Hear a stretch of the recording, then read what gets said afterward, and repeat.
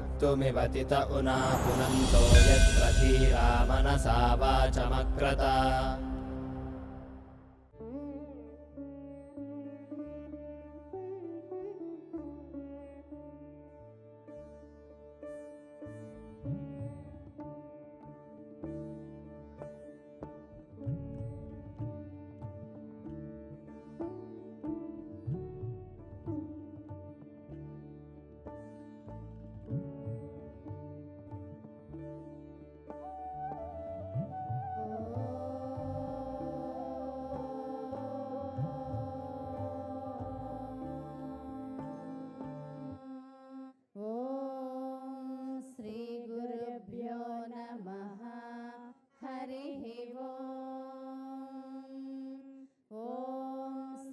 महागणाधिपतये नमः। ॐ श्री सरस्वत्यै नमः। शुक्लाम्बरधरं विष्णुं शशिवर्णं चतुर्भुजं प्रसन्नवदनं ध्यायेत् सर्वविघ्नोपशान्तये। अगजाननपद्मार्गं गजाननमहर्निशम् अनेकदन्तं भक्तानाम् एकदन्तमुपास्महे। गुरुब्रह्मा गुरुर्विष्णुः गुरुदेवो महेश्वरः। गुरुसाक्षात् परब्रह्म तस्मै श्रीगुरवे नमः।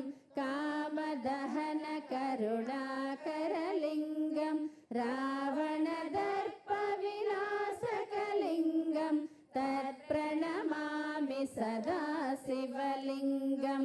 सर्वसुगन्धसुलेपितलिङ्गं बुद्धिविवर्धनकारणलिङ्गं सिद्धसुरासुरवन्दितलिङ्गं तत्प्रणमामि सदा शिवलिङ्गं। विदिताखिलशास्त्रसुधा जलदे महितोपनिषत् कथितार्धनिधे।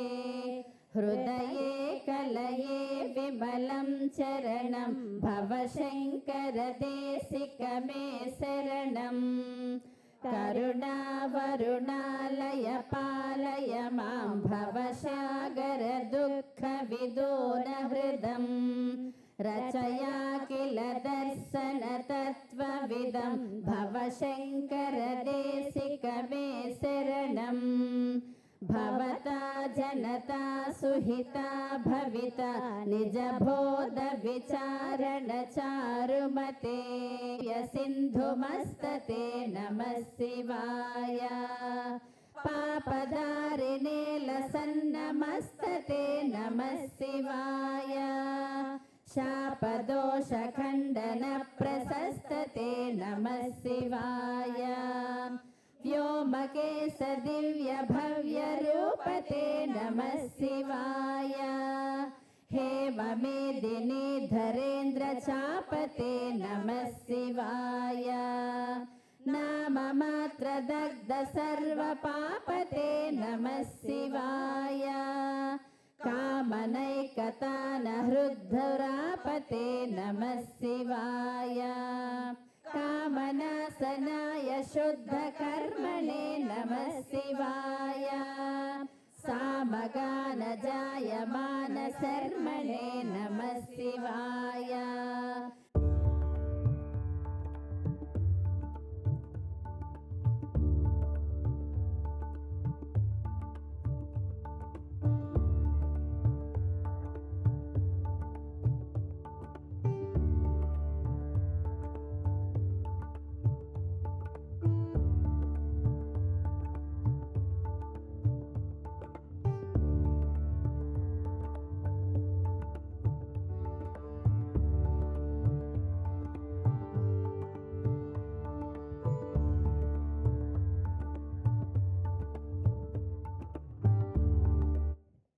జగద్గురు శంకరాచార్య భారతీ తీర్థ సన్నిధానం భారతీ తీర్థ మహాస్వామీజీ వారి మరియు శ్రీ శ్రీ శ్రీ విధుశేఖర భారతి సన్నిధానం వార్ల పరమానుగ్రహంగా ఆంధ్రప్రదేశ్ రాష్ట్రంలో ఆన్లైన్ ఆఫ్లైన్ రిట్రీట్స్లో భాగంగా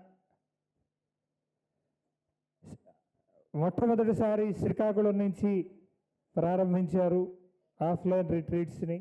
జనవరి నెలలో మహామహోపాధ్యాయ దర్శనాలంకార బ్రహ్మశ్రీ విశ్వనాథ గోపాలకృష్ణ శాస్త్రి గురువు గారు ఇక్కడికి రావటం, వారు అనుగ్రహించడం 2 రోజులు జరిగింది. అలాగే వారు అనుగ్రహంగా ఇక్కడ ఆస్తిక మహాజనుల యొక్క వారికి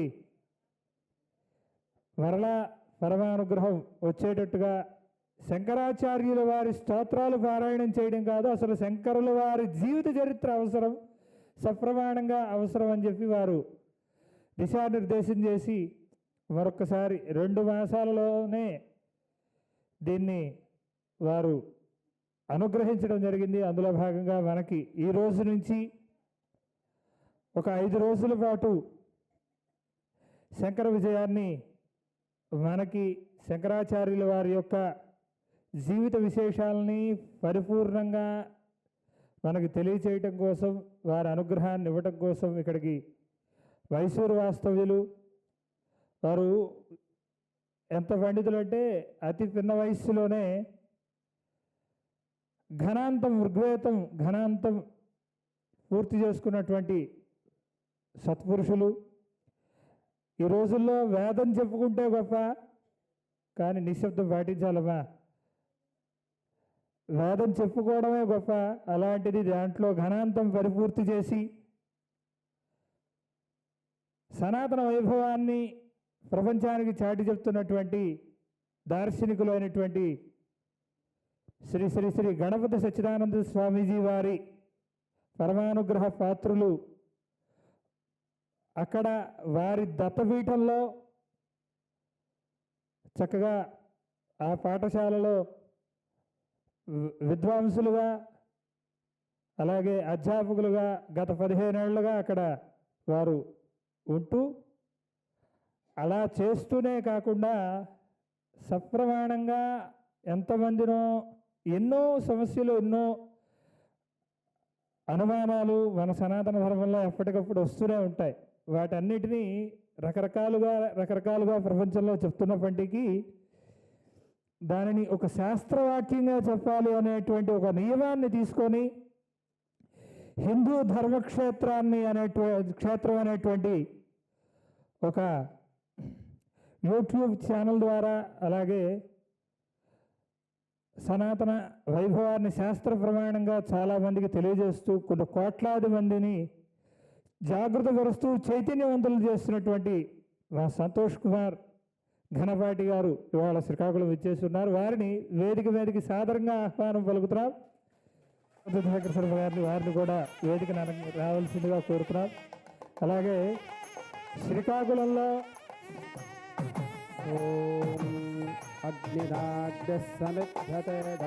అగ్నిరాగ్రహపాదరువా అవ్యవాగ్జుహ్వాస్య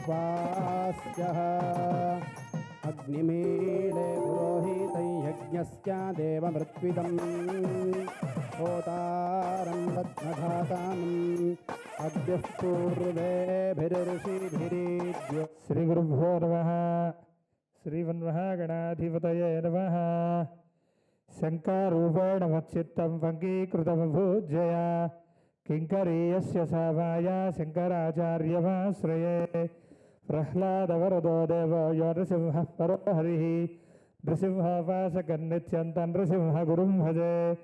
శ్రీ సచ్చిదానంద శివాభినవ్య నృసింహ భారత్యవదాన్ యతీంద్రాన్ విద్యానిధీన్ మంత్రనిధీన్ సదాత్మనిష్టాన్ భజే మానవ శంభురూపాన్ సదాత్మధ్యాననిరతం విషయేభ్యః పరాంగుముఖం. నవమి శాస్త్రేషు నిష్ణాతం చంద్రశేఖర భారతీం వివేకినం మహాప్రజ్ఞం ధైర్యౌధార్యక్షమానిధిం సదాభినవపూర్వంతం విద్యాతీర్థగురుం భజే. అజ్ఞానాం జాహ్నవీతీర్థం విద్యాతీర్థం వివేకినాం సర్వేషాం సుఖదం తీర్థం భారతీతీర్థమాశ్రయే. ప్రణామాన్ సమర్పయామః. यो वेदादौ स्वरः प्रोक्तो वेदान्तेजः प्रतिष्ठितः तस्य प्रकृतिलीनस्य यः परस्य महेश्वरः. ఓం వేదమనోచ్చాచార్యోన్ దేవాసినమనుశాస్తి సత్యం వద ధర్మం చర స్వాధ్యాయాన్మా ప్రవద ఆచార్యాయ ప్రియంధరమాహృత్య ప్రజాతంతుం మా వ్యవత్సేత్సే సత్యాన్న ప్రమదితవ్యం ధర్మాన్న ప్రమదితవ్యం కుశలాన్న ప్రమదితవ్యం భూచ్చేన ప్రమదితవ్యం స్వాధ్యాయ ప్రవచనాభ్యాన్న ప్రమదితవ్యం మాతృదేవో భవ పితృదేవో భవ ఆచార్యదేవో భవ అతిథిదేవో భవ యాన్యనవద్యాని కర్మాణి తాని సేవితవ్యాని నోయుతరాణి ఏకే చాస్మశ్రేయాగుంసో బ్రాహ్మణా. గురువారిని వేదికను అలంకరించవలసిందిగా ప్రార్థన చేస్తున్నాం. గట్టిగా కరతాళాల దోడలు. రాజాదిరాజాయ ప్రసంయ సాహినే నమో వయం వై శ్రవణాయ కున్మహే సమే కామాన్ కామకామాయ మహ్యం కామేశ్వరో వై శ్రవణో దదాతు. చక్కగా వెంటనే గురువుగారికి పుష్పమాలాలంకృతులు చేయవలసిందిగా నాన్నగారిని నగేష్ గారిని ప్రార్థన చేస్తున్నాం. యోపాం పుష్పం వేద పుష్పవాన్ రజావాన్ పశుమాన్ భవతి చంద్రమా వాపాం పుష్పం పుష్పవాన్ రజావాన్ పశుమాన్ భవతి. గురువారి వాణిని మా అందరికీ అనుగ్రహించవలసిందిగా వారి పాదములు బట్టి ప్రార్థన చేస్తున్నాం.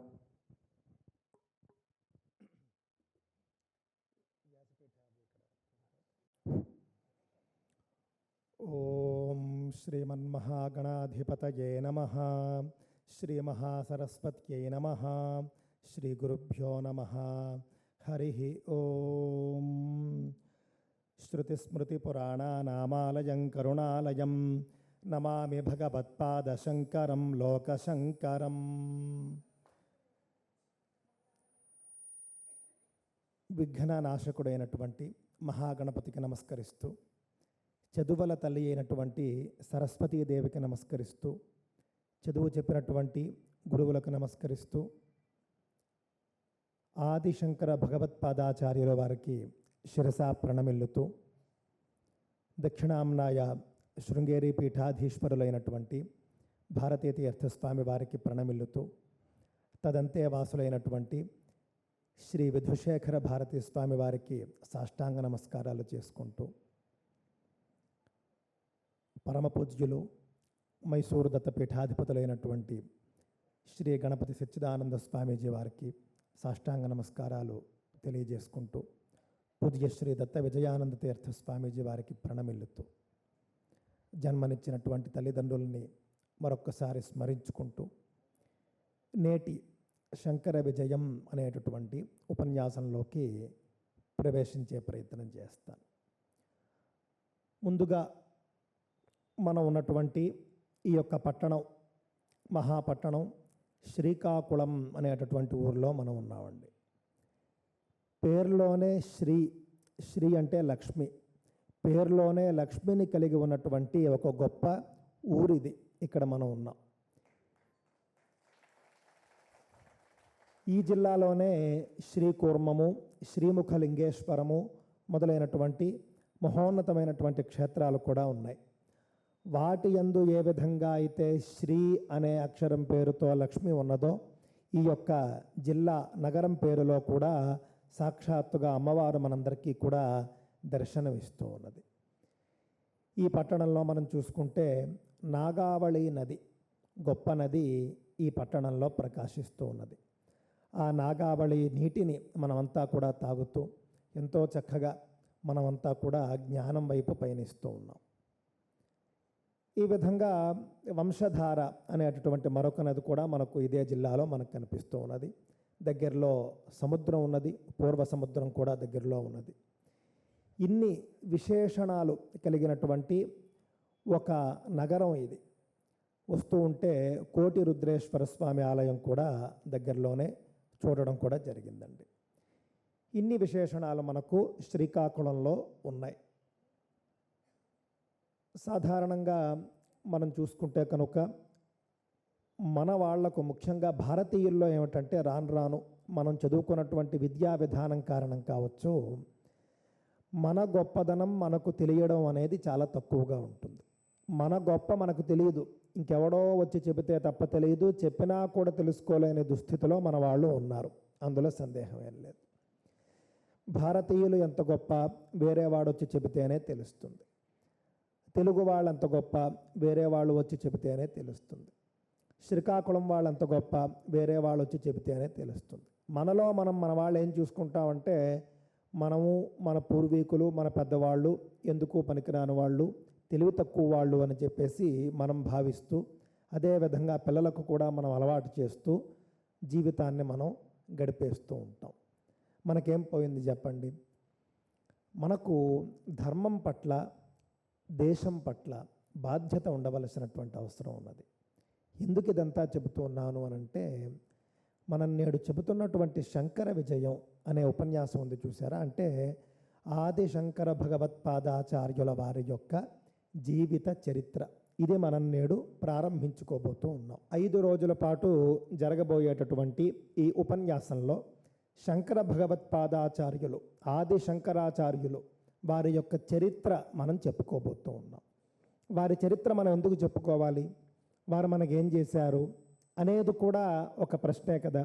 చాలామందిలో అనిపిస్తుంది, వారు ఏం చేశారు, వారి గురించి మనం ఎందుకు చెప్పుకోవాలి అని అంటే కనుక, కొన్ని వందల సంవత్సరాలకు పూర్వం భారతదేశంలో హిందూ ధర్మం అంటే సనాతన ధర్మం చాలా దారుణమైనటువంటి ప్రమాదంలో పడి ఉన్నటువంటి సందర్భంలో దాదాపుగా 70-80% భారతీయ జనాభా హిందువులు పాషండ మతం, వేద వ్యతిరేకమైనటువంటి పాషండ మతంలోకి వెళ్ళిపోయి పూర్తిగా సనాతన ధర్మం, హిందూ ధర్మం తుడిచిపెట్టుకుపోయేటటువంటి పరిస్థితి ఏర్పడింది.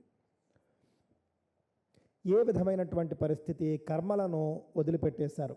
ఒక పూజ లేదు, ఒక పురస్కారం లేదు, దీపం లేదు, ధూపం లేదు, నైవేద్యం లేదు, యజ్ఞం లేదు, యాగం లేదు, పెళ్ళి లేదు, ఏమీ లేవు, సంతానం లేదు, మొత్తం అంతా కూడా వదిలేసి పూర్తిగా ఒక పాషండ అవైదిక మతం వైపున భారతీయులందరూ కూడా ఆకర్షితులై పరుగులు పెట్టడం ప్రారంభించారు.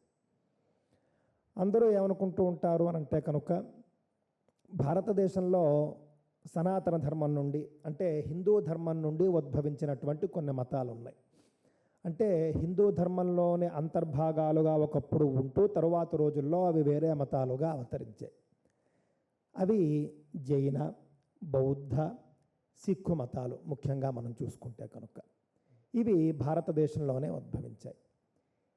ఇవి ఎప్పుడైతే అవైదికంగా వేద వ్యతిరేకంగా మారిపోయాయో, యజ్ఞయాగాదులను, కర్మలను, దేవతా పూజలను, విగ్రహాలను, ఆలయాలను వీటన్నింటినీ కూడా వ్యతిరేకిస్తూ ఇవి ఏవి కూడా ప్రయోజనం లేనివి, నిష్ప్రయోజనకరమైనవి అని చెప్పేసి ప్రజలను తప్పుదారి పట్టిస్తూ కర్మభ్రష్టుల్ని చేస్తూ చిట్టచివరగా భారతీయుల్ని సోమరిపోతులుగా మార్చేటటువంటి ఒక అవైదిక పాషండ మతాలు మన భూమిలో దాపురించాయి. గౌతమ బుద్ధుడు గొప్పవాడు, మహానుభావుడు. ఆయన కొన్ని విషయాలు ఆయన శిష్యులకు చెప్పే ప్రయత్నం చేశాడు. ఏవైతే 4 వేదాల్లోనూ మహావాక్యాలు ఉన్నాయో, గోవింద భగవత్పాదాచార్యుల వారు ఏవైతే శంకర భగవత్పాదుల వారికి బోధించారో అవే వేద మహావాక్యాలను, అవే వేదాంత మహావాక్యాలను గౌతమ బుద్ధుడు కూడా తన శిష్యులకు బోధించే ప్రయత్నం చేశాడండి. ఏమిటా మహావాక్యాలు అనంటే, ప్రజ్ఞానం బ్రహ్మ, అహం బ్రహ్మాస్మి, తత్వమసి, అదేవిధంగా అహమాత్మ, అయమాత్మ బ్రహ్మ. ఈ మహావాక్యాల్లో చాలా అద్భుతమైనటువంటి సారాంశం ఉంటుంది. మనం ఒక వాక్యంలో చెప్పినంత సులువుగా అవి ఉండవు. ఆ విధంగా అహం బ్రహ్మాస్మి, తత్వమసి 2 వాక్యాలు ఉన్నాయి. ఈ 2 వాక్యాల అర్థం ఏమిటట? అహం అంటే నేను, బ్రహ్మ అంటే పరమాత్మ, అస్మి అయి ఉన్నాను, నేనే పరమాత్మనయి ఉన్నాను, యజుర్వేద మహావాక్యం. తత్వమసి, తతు త్వం అసి, ఆ పరమాత్మ నువ్వే అయి ఉన్నావు, ఇది సామవేద మహావాక్యం. ఈ 2 వాక్యాలు కూడా గౌతమ బుద్ధుడు శిష్యులకు బోధించాడండి. బోధిస్తే శిష్యులు ఏం చేయాలి?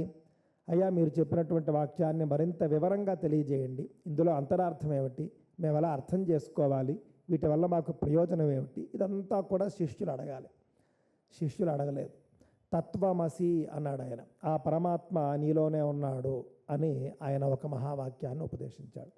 వెంటనే ఈ శిష్యుడు ఏం చేశాడు, ఇంకా నేనేమీ వినాల్సిన అవసరం లేదు, ఇంకా నేనేమీ చేయాల్సినటువంటి అవసరం లేదు, నేనే పరమాత్మనే అని చెప్పేసి గురువుకి దండం కూడా పెట్టకుండా అక్కడి నుండి వెళ్ళిపోయాడు.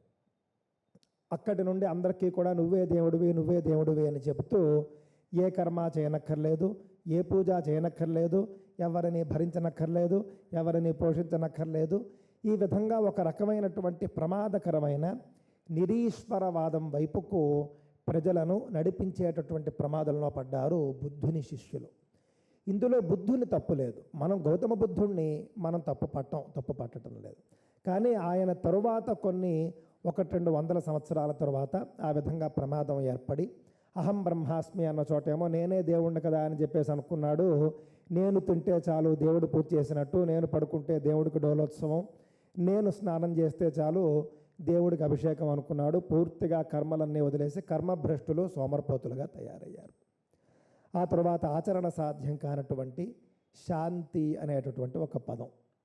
శాంతి ఎప్పుడు కావాలో అప్పుడు మన వేదాలు బోధించాయి.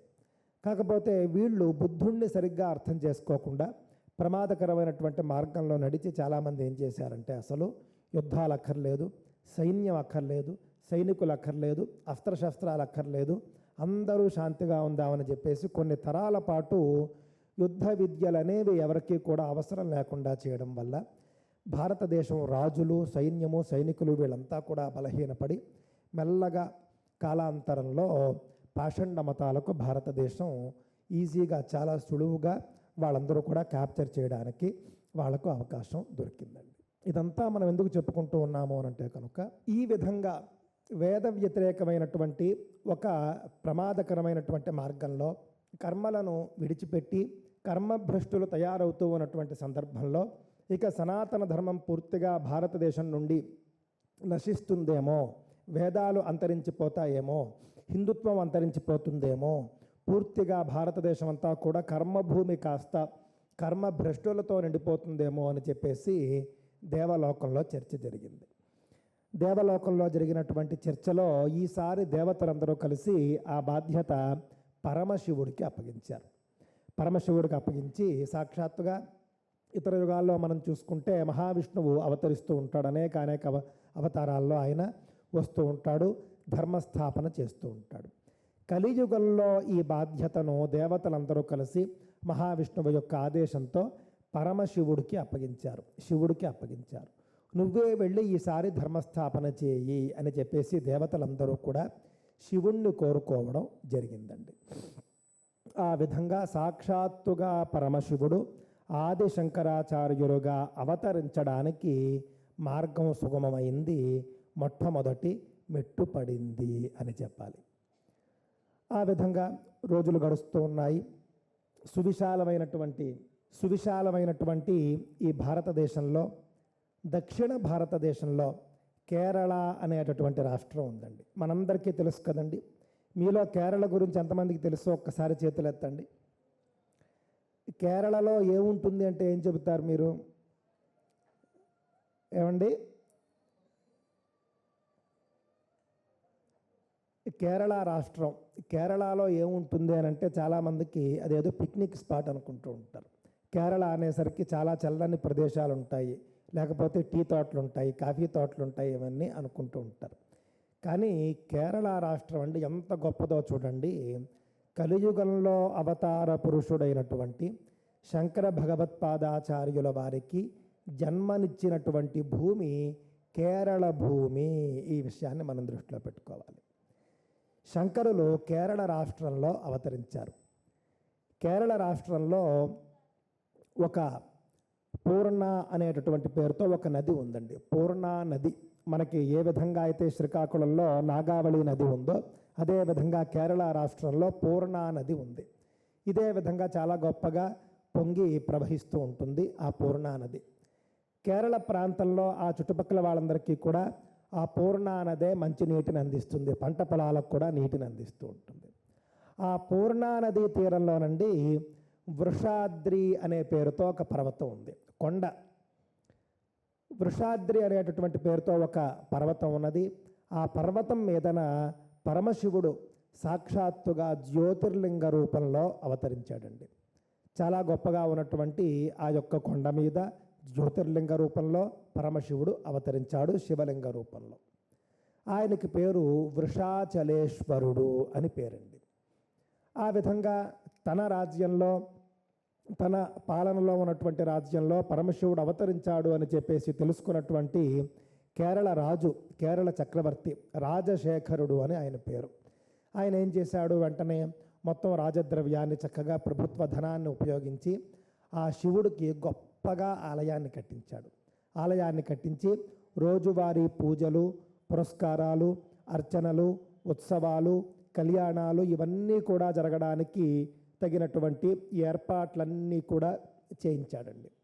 రాజుగారు చేసినటువంటి ఏర్పాట్ల వల్ల ఆ వృషాచరేశ్వరుడి ఆలయం నిత్య కళ్యాణము పచ్చతోరణంగా వెలుగొందుతూ ఉండేది.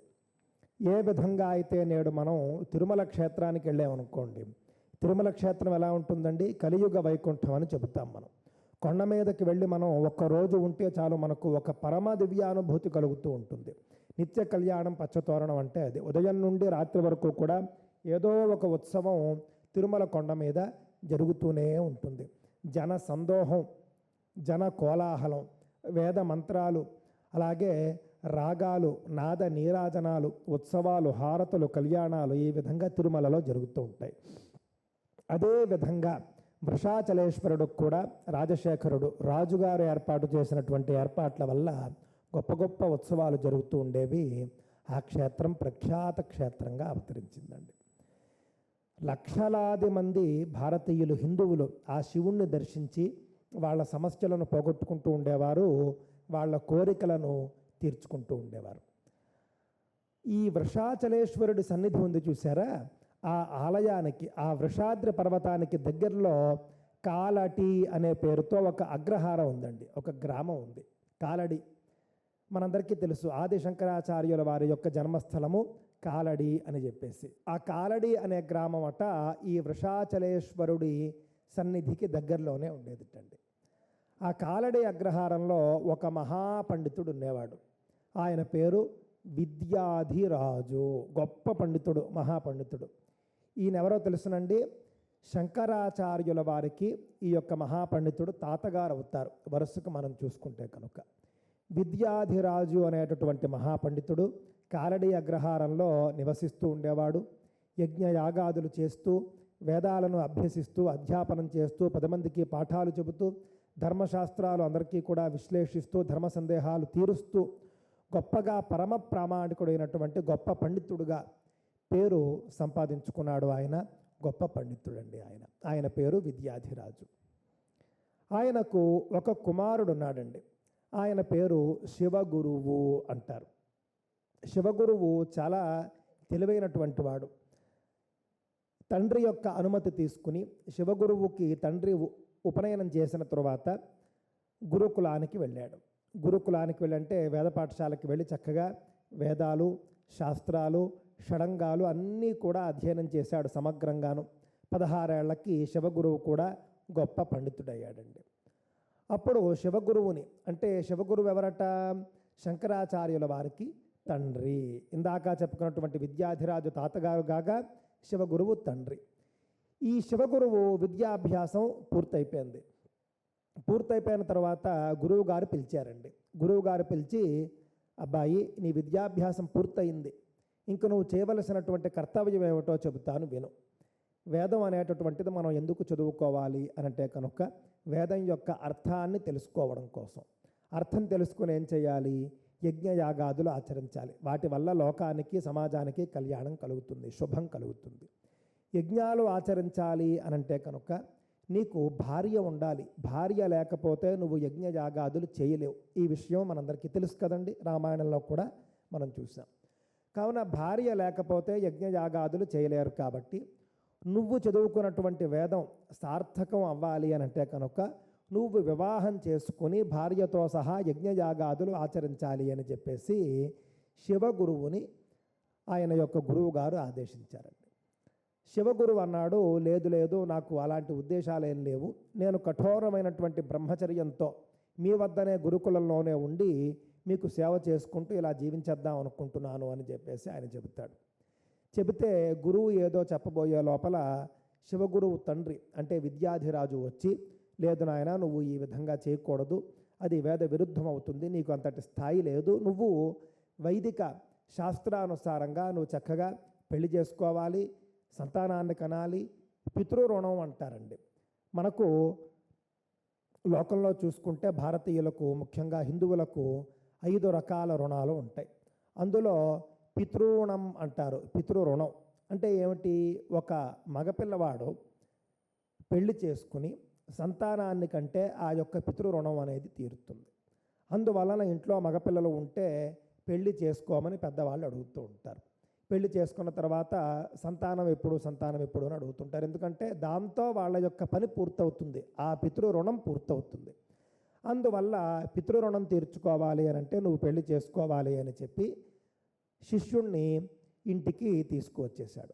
అంతకాలము చదువు చెప్పి బ్రహ్మాండంగా పండితుడుగా తయారు చేసినటువంటి శివగురువు యొక్క గురువుగారు ఎవరైతే ఉన్నారో పాఠశాలలో ఆయనకు భూరి దక్షిణలన్నీ కూడా ఇప్పించి, గురుదక్షిణ ఇప్పించి చక్కగా ఇంటికి తీసుకొని వచ్చాడండి. ఇంటికి వచ్చిన తర్వాత ఈ శివగురువు ఎంతవరకు తయారయ్యాడు, ఏం చదువుకున్నాడు, ఎందులో నిష్ణాతుడయ్యాడు అని తండ్రి కొంత పరీక్షించే ప్రయత్నం చేశాడు. ఏం అడిగినా కూడా బ్రహ్మాండంగా చెప్పేస్తూ ఉన్నాడు. ఎందులో ఏ మంత్రం అడిగినా, ఏ శాస్త్రం అడిగినా కూడా బ్రహ్మాండంగా తణువుకోకుండా అప్పచెప్పేస్తూ ఉన్నాడు. కొడుకు యొక్క విద్యను చూసి చాలా చాలా సంతోషపడ్డాడు తండ్రి అయినటువంటి విద్యాధిరాజు. రోజులు గడుస్తూ ఉన్నాయి. కొడుకు శివగురువు ఇంట్లో పాఠాలు చెబుతూ ఉండేవాడు. అదేవిధంగా తాను చదువుకున్నది మర్చిపోకుండా ఆవృత్తి చెప్పుకుంటూ ఉండేవాడు. ఇంతలో శివగురువు గురించి తెలుసుకున్నటువంటి విద్యాధిరాజు బంధువులు ఉంటారు. వాళ్ళలో చాలామంది ఒకరి తర్వాత ఒకరు వచ్చి మీ అబ్బాయికి మా అమ్మాయిని చేసుకోండి అని చెప్పేసి అడుగుతూ ఉండేవారు. చాలామంది ఏం చేస్తూ ఉండేవారు, సంపన్నులు మా అమ్మాయితో పాటుగా మేము భారీగా వరకట్నం కూడా ఇచ్చుకుంటాము, కావున మా అమ్మాయిని చేసుకోండి అంటే మా అమ్మాయిని చేసుకోండి అని చెప్పేసి చాలామంది వచ్చి అడుగుతూ ఉండేవారండి. అందరినీ కూడా ఎవరిని కాదనేవాడు కాదు ఈయన. ఈ విద్యాధిరాజు నీకు ఇవ్వను, నీకు ఇస్తాను అని ఎవరిని అనలేదు. వచ్చిన వాళ్ళందరినీ కూడా నవ్వుతూ పలకరించేవాడు, వాళ్ళు చెప్పింది వినేవాడు. తప్పక తెలియజేస్తాము అని చెప్పేసి కబురు చెప్పి వాళ్ళను సగౌరవంగా పంపించేస్తూ ఉండేవాడు. సాధారణంగానండి ఎవరైనా మన ఇంటికి వచ్చి పిల్లనో పిల్లాడినో అడిగారు అనుకోండి, మనకి ఇష్టమైతే మనం ఎలాగో సమ్మతిస్తాము, పెళ్లి చేస్తాం. ఇష్టం లేదనుకోండి, మొహం మీద కటువుగా కఠోరంగా మీ పిల్లని మేము చేసుకోము, మా పిల్లని మీకు ఇవ్వము అని చెప్పేసి చెప్పాల్సినటువంటి అవసరం లేదు. నవ్వుతూ చాలా సంతోషం, మీ వంటి వారు వచ్చారు, మీ అంతటి వారు వచ్చారు, మా కుటుంబంతో సంబంధం అడగడానికి మీరు ముందుకు వచ్చారు, చాలా సంతోషం, ధన్యవాదాలు అని చెప్పేసి మా ఇంట్లో చర్చించుకున్న తర్వాత మీకు ఏ విషయమో తెలియజేస్తాము అని చెప్పేసి సగౌరవంగా వాళ్ళని పంపించాలి. ఆ తర్వాత నిర్ణయం తీసుకోవాలి మనం. అది తెలివైనటువంటి వాళ్ళు చేయాల్సినటువంటి పని. ఈయన అదే పని చేసేవారు. చాలామంది వచ్చారు. వచ్చిన తర్వాత అందరి మాటలు విని అందరితోనూ నవ్వుతూ సంభాషించి తెలియజేస్తాను అని చెప్తూ ఉండేవాడు. కొంతకాలానికి ఈయన ఏం చేశాడంటే అన్ని సంబంధాలు అయిపోయిన తర్వాత వచ్చిన వాళ్ళల్లో ఒక గొప్ప సంబంధం ఈయన ఎంపిక చేసుకున్నాడు. మఘ పండితుడు అని ఒక మహాపండితుడు, మఘ పండితుడు ఆయన పేరు. ఆయన కూతుర్ని కోడలుగా చేసుకోవాలి అని చెప్పేసి విద్యాధిరాజు నిర్ణయం చేసుకున్నాడండి. నిర్ణయం చేసుకుని ఈయనే స్వయంగా మఘ పండితుడి ఇంటికి వెళ్ళి మీ అమ్మాయిని మా అబ్బాయికి ఇచ్చి పెళ్లి చేయండి అని చెప్పేసి ఈయన అడిగాడు మాట అండి. ధర్మశాస్త్రంలో ఒక వాక్యం ఉందండి, ఏమిటంటే పిల్లని అడిగితేనే కానీ ఇవ్వకూడదు అనేది. మగపిల్లివారు వచ్చి మా అబ్బాయికి మీ అమ్మాయిని ఇవ్వండి అని చెప్పేసి అడగాలి. ఆ విధంగా కన్యను అర్థించిన వాళ్ళకే కన్యాదానం చేయాలి అని శాస్త్రం. కావున ఆ విషయం తెలుసు కాబట్టి విద్యాధిరాజు ఏం చేశాడు, కన్యాదాత అయినటువంటి మఘ పండితుడి వద్దకు వెళ్ళి మీ అమ్మాయిని మాకు ఇవ్వండి అని చెప్పేసి అడిగాడు. అంతటి వాడు వచ్చి, ఆయన కొడుకు మహాపండితుడు, చాలా గొప్ప కుటుంబము, వాళ్ళకి ఎందులోనూ లోటు లేదు. అంతటి వాడు వచ్చి నా బిడ్డను అడిగితే నేనెందుకు ఇవ్వను అని చెప్పేసి ఆయన ఆనందంతో ఉబ్బితబ్బిబ్బైపోయాడు. నిశ్చయం చేసుకున్నాడు. ఒక శుభముహూర్తాన శివగురువుకు అలాగే మగ పండితుడు కుమార్తె అయినటువంటి సతీదేవి ఆవిడ పేరు. ఆవిడనే ఆర్యాంబ అని కూడా అంటారన్నమాట అండి. ఆర్యాంబను ఈ యొక్క శివగురువుకి ఇచ్చి వేద పండితుల సమక్షంలో అంగరంగ వైభవంగా పెళ్లి చేశారండి. ఆ సందర్భంలో దేవతలు పుష్పవృష్టి కురిపించారు. ఎందుకు అంటే అవతార పురుషుడు యొక్క పుట్టుకకు ఒక బీజం పడింది. దేవతలు పుష్పవృష్టి కురిపించారు, గంధర్వులు గానం చేశారు, అప్సరసులు నృత్యం చేశారు. వేద పండితులందరూ కూడా ఎంతో సంతోషంతో ఆశీర్వదించారు. ఆ విధంగా శివగురువు ఆర్యాంబల వివాహం జరిగింది. వీళ్ళిద్దరూ కూడానండి భార్యాభర్తలిద్దరూ పెళ్ళయింది కాబట్టి చక్కగా వేదంలో చెప్పిన విధంగా జీవిస్తూ ఉండేవారు. యజ్ఞ యాగాదులు ఏమిటి, దాన ధర్మాలు ఏమిటి, గృహస్థులు చేయవలసినటువంటి కొన్ని పనులు ఉంటాయండి. గృహస్థులు అనేసరికి ఎంతసేపు కూడా వీళ్ళు సంపాదించుకుని, వీళ్ళు దాచుకుని, వీళ్ళ పిల్లలకు పెట్టుకుని ఇదే తాపత్రయం కాదు. ఇవన్నీ చేయాలి, ఇవన్నీ చేయవలసినటువంటి బాధ్యత ఉన్నది. భర్త భార్యను రక్షించుకోవాలి, పిల్లలను కనాలి, కన్న తర్వాత వాళ్ళను రక్షించుకోవాలి, విద్యాబుద్ధులు చెప్పించాలి, అన్నీ చేయాలి. కానీ అవే పరమ ప్రయోజనంగా చేయకూడదు. వాటితో పాటుగా చేయవలసినటువంటి కొన్ని కర్మలు ఉంటాయి. దాన ధర్మాలు చేయాలి, విప్రుల్ని అంటే వేద విద్వాంసుల్ని పోషించాలి, ఆలయాలను పోషించాలి, గోవుల్ని పోషించాలి, అనాథలను పోషించాలి.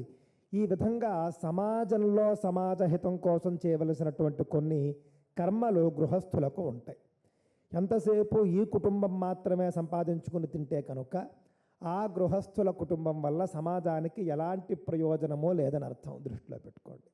మనల్ని మనం పోషించుకుంటూ కూడా పరోపకారం చేయాలి గృహస్థు అనేవాడు. ఆ విధంగా శివగురు ఆర్యాంబ దంపతులు ఎంతో అద్భుతంగా, చాలా గొప్పగా సమాజహితం కోసం కూడా వాళ్ళు పాటుపడుతూ ఉండేవారు. దాన ధర్మాలు చేస్తూ ఉండేవారు, యజ్ఞయాగాదులు చేస్తూ ఉండేవారు, సత్కర్మలన్నీ ఆచరిస్తూ ఉండేవారు. వాళ్లకు సంపద కూడా చాలా గొప్పగా ఉండేదండి. వాళ్ళేమి పేదవాళ్ళేం కాదు. విద్యాధిరాజు నుండే చూసుకుంటే శంకరాచార్యుల వారి యొక్క కుటుంబంలో సంపద బాగానే ఉండేది. వాళ్లకు దేనికి లోటు ఉండేది కాదు. ఆ విధంగా శివగురు ఆర్యాంబ దంపతులకు సంపదకు సంపద ఉన్నది, విద్యకు విద్య ఉన్నది, ఆనందం ఉన్నది, అన్నీ ఉన్నాయి. ఆరోగ్యం ఉంది, లేనివి లేవండి. వాళ్ళ దగ్గర అన్నీ ఉన్నాయి. వాళ్ళ దగ్గర లేనిది ఏదైనా ఒకటి ఉన్నది అని అంటే కనుక అది సంతానం. పెళ్ళై చాలా కాలం అయిపోతుంది, కానీ సంతానం కలగటం లేదు. ఎంత సంపద ఉంటే ఏమిటి చెప్పండి, 100 కోట్ల రూపాయలు ఆస్తుంది, ఇంట్లో బిడ్డ లేడు. ఆ తల్లిదండ్రులకి సంతోషం ఎక్కడుంటుందండి? బిడ్డ ఉన్నాడు అనుకోండి, బిడ్డో పాపో బాబో ఉంటే కనుక వాళ్ళు చక్కగా చిన్న చిన్న బుడ్డి అడుగులు వేసుకుంటూ ఇంట్లో తిరుగుతూ ఉంటే వాడికి అది కొనుక్కుని ఇది కొనుక్కుని సంబరాలు చేసుకుని, ఫంక్షన్లు చేసుకుని, పుట్టినరోజులు చేసుకుని తల్లిదండ్రులు ఆనందిస్తూ ఉంటారు. బంధువులు కూడా రావడానికి ఒక కారణం ఉంటుంది. పిల్లలు లేకపోతే అసలు ఏముంటుంది చెప్పండి? పిల్లలు లేనటువంటి ఇల్లు కాదు అంటారు. అందువల్ల వీళ్ళ దగ్గర అన్నీ ఉన్నాయి, కానీ ఇంకా వాళ్ళు చేసుకోవడానికి వేడుకలు ఏమున్నాయి చెప్పండి? పిల్లలు ఉంటే, పిల్లవాడు పుట్టాడు అనుకోండి, పుట్టినప్పటి నుంచి పెళ్లి వరకు బోల్డ్ వేడుకలు ఉంటాయి. కానీ పిల్లవాడు కూడా లేడు, ఒక్క బిడ్డ లేదు, దాంతో ఏ వేడుకలు లేవు, డబ్బు ఉన్నా కూడా నిష్ప్రయోజనంగా మారిపోయింది. శివగురువు చాలా కంగారు పడుతూ వచ్చాడండి. ఎందుకంటే వయస్సు పెరిగిపోతోంది, సంతానం లేదు. సంతానం లేకపోతే కనుక పుణ్యలోకాలు లేవు అని చెప్పేసి శాస్త్రాలు చెబుతూ ఉన్నాయి. మరణానంతరం కర్మ చేసేవాడు లేడు అని చెప్పేసి బాధపడిపోతూ ఉన్నాడు ఆయన. అలాగే పితృరుణం తీర్చడానికి, వంశం కొనసాగడానికి, వంశాభివృద్ధి అవ్వాలి అని అంటే సంతానం ఉండాలి కదండి. దాంతో రకరకాలుగా ఆలోచించి ఆయన కృంగిపోతూ ఉన్నాడు. అయ్యో నాకు సంతానం లేదే, అయ్యో నాకు సంతానం లేదే అని చాలా బాధపడిపోతూ ఉన్నాడు. అన్నీ తెలిసినవాడు, కానీ పాపం బాధపడిపోతూ ఉన్నాడు. అప్పుడు భార్య చెప్పింది, అన్నీ తెలిసినటువంటి మీరు ఈ విధంగా బాధపడడం సముచితం కాదు. మీరు సకల వేదాలు, సకల శాస్త్రాలు చదువుకున్నారు. మీరు తలుచుకుంటే అసాధ్యం అనేది ఏమీ లేదు. మీరు వేదంలో చెప్పిన విధంగా ఒక యజ్ఞమో తపస్సో యాగమో మీరు సంకల్పిస్తే మనం కలిసి చేద్దాం. చేస్తే మనకు సత్సంతానం కలుగుతుంది. అప్పుడు మనం సంతోషంగా జీవించవచ్చు, మీ బాధ తీరుతుంది అని చెప్పేసి ఆవిడ చెప్పింది. ఆవిడ చెప్పిన తర్వాత పరమేశ్వరుడు యొక్క అనుగ్రహం ఎలా ఉంటుందో మీకు తెలియనిది కాదు, అయినప్పటికీ నేను చిన్న కథ చెబుతాను అని చెప్పి ఆర్యాంబ భర్తకు ఒక కథ చెప్పిందండి. ఉపమన్యువు అని ఒక మహర్షి, చిన్నప్పుడు మహర్షి కాదు, బాలుడు ఇంకా ఆయన. ఆ ఉపమన్యువు అనేటటువంటి ఆయన కడు పేదరికంలో ఉండేవాడండి. ఇంట్లో కనీసం తల్లి ఆవు పాలు ఒక చెంబులో వేసి బిడ్డకు పెట్టేటటువంటి పరిస్థితి లేదు, అంతటి పేదరికం. ఈ ఉపమన్యువు యొక్క స్నేహితులు ఉంటారు చూసారా, ఆటలకి పాటలకి వస్తుంటారు, వాళ్ళంతా ఆవు పాలు తాగుతూ ఉండేవారు. కానీ ఉపమన్యువుకి తాగడానికి కూడా ఇంట్లో ఆవు పాలు ఉండేవి కాదు, అంతటి దరిద్రంలో ఉండేవారు వీళ్ళు. ఒకానొక సందర్భంలో తోటి వాళ్ళందరూ కూడా ఆవు పాలు తాగుతూ ఉంటే, అమ్మ నాకు కూడా ఆవు పాలు కావాలి అని చెప్పేసి ఉపమన్యువు ఇంటికి వెళ్ళి తల్లి దగ్గర పేచీ పెట్టాడండి. పేచీ పెట్టినప్పుడు బిడ్డను ఏ విధంగా ఊరడించాలో తెలియక పాపం తల్లి ఏం చేసిందంటే, ఒక పిండి పాలు నాటి రోజుల్లో కూడా ఉన్నాయి, పిండితో పాలు తయారు చేసి ఆ పాలు ఇచ్చింది. ఆ పాలు ఇచ్చి ఇదిగో పాలు తాగు అంటే చక్కగా ఆ పాలు తాగాడు. ఆవు పాలు అనుకున్నాడు, నిజమైన ఆవు పాలు అనుకున్నాడు, తాగేశాడు. తాగేసి నేను ఆవు పాలు తాగాను అని చెప్పేసి తోటి మిత్రుల దగ్గర చాలా ఉత్సాహంగా ఆయన తాండవం చేస్తూ వచ్చాడు, నాట్యం చేస్తూ వచ్చాడు. అంటే చూడండి, ఆవు పాలు కూడా ఎంతో కాస్ట్లీగా ఉండేటటువంటి రోజులవి. ఆవు పాలు ఉంటే వాళ్ళు సంపన్నులు అని అనుకుంటూ ఉండేవారు. ఎందుకంటే ఆవు పాలు అమ్మడం అనేది ఉండేది కాదు నాటి రోజుల్లో. సహజంగా నేటిలాగా ఆవు పాలు అమ్మకం లేదు, ఇంట్లో ఆవు ఉంటేనే ఆవు పాలు ఉంటాయి మనకి, అంతేకాని కొనుక్కునే పరిస్థితి ఉండేది కాదు. ఎవరైనా దానం చేస్తే వస్తాయి ఆవు పాలు. కావున ఆవును పోషించే శక్తి ఉన్న వాళ్లకు మాత్రమే ఆవు పాలు ఉంటాయి. వీళ్ళకి ఆ శక్తి లేదు పాపం, చాలా పేదవాళ్ళు. దాంతో ఆవు పాలు లేవు, పిండితో పాలిచ్చింది తాగాడు, ఆవు పాలు అనుకున్నాడు. మిత్రులతో సమానంగా ఇతను కూడా గెంతాడు. మిత్రులందరికీ కూడా తెలిసింది, వాళ్ళ ఇంట్లో ఆవే లేదు కదా, పాలు ఎక్కడి నుంచి వచ్చాయి, ఇదేదో తేడాగా ఉంది అని చెప్పేసి వాళ్ళు కాస్త పరిశోధన చేసి, వీడు ఆవు పాలు తాగలేదు, వీళ్ళమ్మ వీడికి పిండితో చేసినటువంటి పాలు ఇచ్చింది అని చెప్పేసి వాళ్ళు తెలుసుకున్నారండి. తెలుసుకుని వీడిని చూసి నవ్వడం ప్రారంభించారు, వెక్కిరించడం ప్రారంభించారు. వాళ్ళు ఎందుకు వెక్కిరిస్తున్నారో ఎందుకు నవ్వుతున్నారో తెలియనటువంటి బాలుడు పాపం ఉపమన్యువు ఇంటికి వచ్చి తల్లిని అడిగాడు. వాళ్ళందరూ నన్ను చూసి ఎందుకు ఏడుస్తున్నారమ్మా, వాళ్ళందరూ నన్ను చూసి ఎందుకు వెక్కిరిస్తున్నారమ్మా, ఎందుకు నవ్వుతున్నారమ్మా అని చెప్పేసి అడగ్గా తల్లి అబద్ధం ఆడలేదండి, ఉన్న విషయం చెప్పింది. నాయన, నువ్వు నన్ను ఆవు పాలు అడిగావు, కానీ మనకు ఆవును పోషించుకునే శక్తి లేదు, మన దగ్గర ఆవు పాలు లేవు, అందుకని ఏదో బియ్యం పిండితో పాలులాగా తయారు చేసిన ఎన్నికి ఇచ్చాను. నువ్వు తాగినవి ఆవు పాలు కాదు పిండి పాలు అని చెప్పేసి తెలియడంతో వాళ్ళంతా కూడా నవ్వుతూ ఉన్నారు అని చెప్పేసి తల్లి చెప్పిందండి. దాంతో చాలా బాధపడ్డాడు.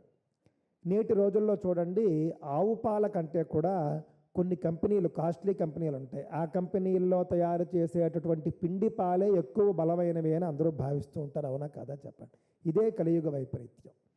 ఆవు పాలు కంటే కూడా అంగట్లో అమ్మేటటువంటి పిండి పాలే గొప్పవి అని భావించేటటువంటి ఒక సమాజంలో మనం నేడు ఉన్నాం, దృష్టిలో పెట్టుకోండి. కానీ నాడు అలా లేదు, పిండి పాలే, ఆవు పాలే గొప్పవి.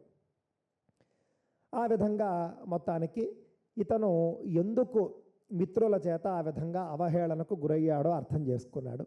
అర్థం చేసుకున్న తర్వాత ఇంకా లాభం లేదు అని చెప్పేసి వెళ్ళి పరమశివుడు గురించి తీవ్రమైనటువంటి తపస్సు చేశాడండి.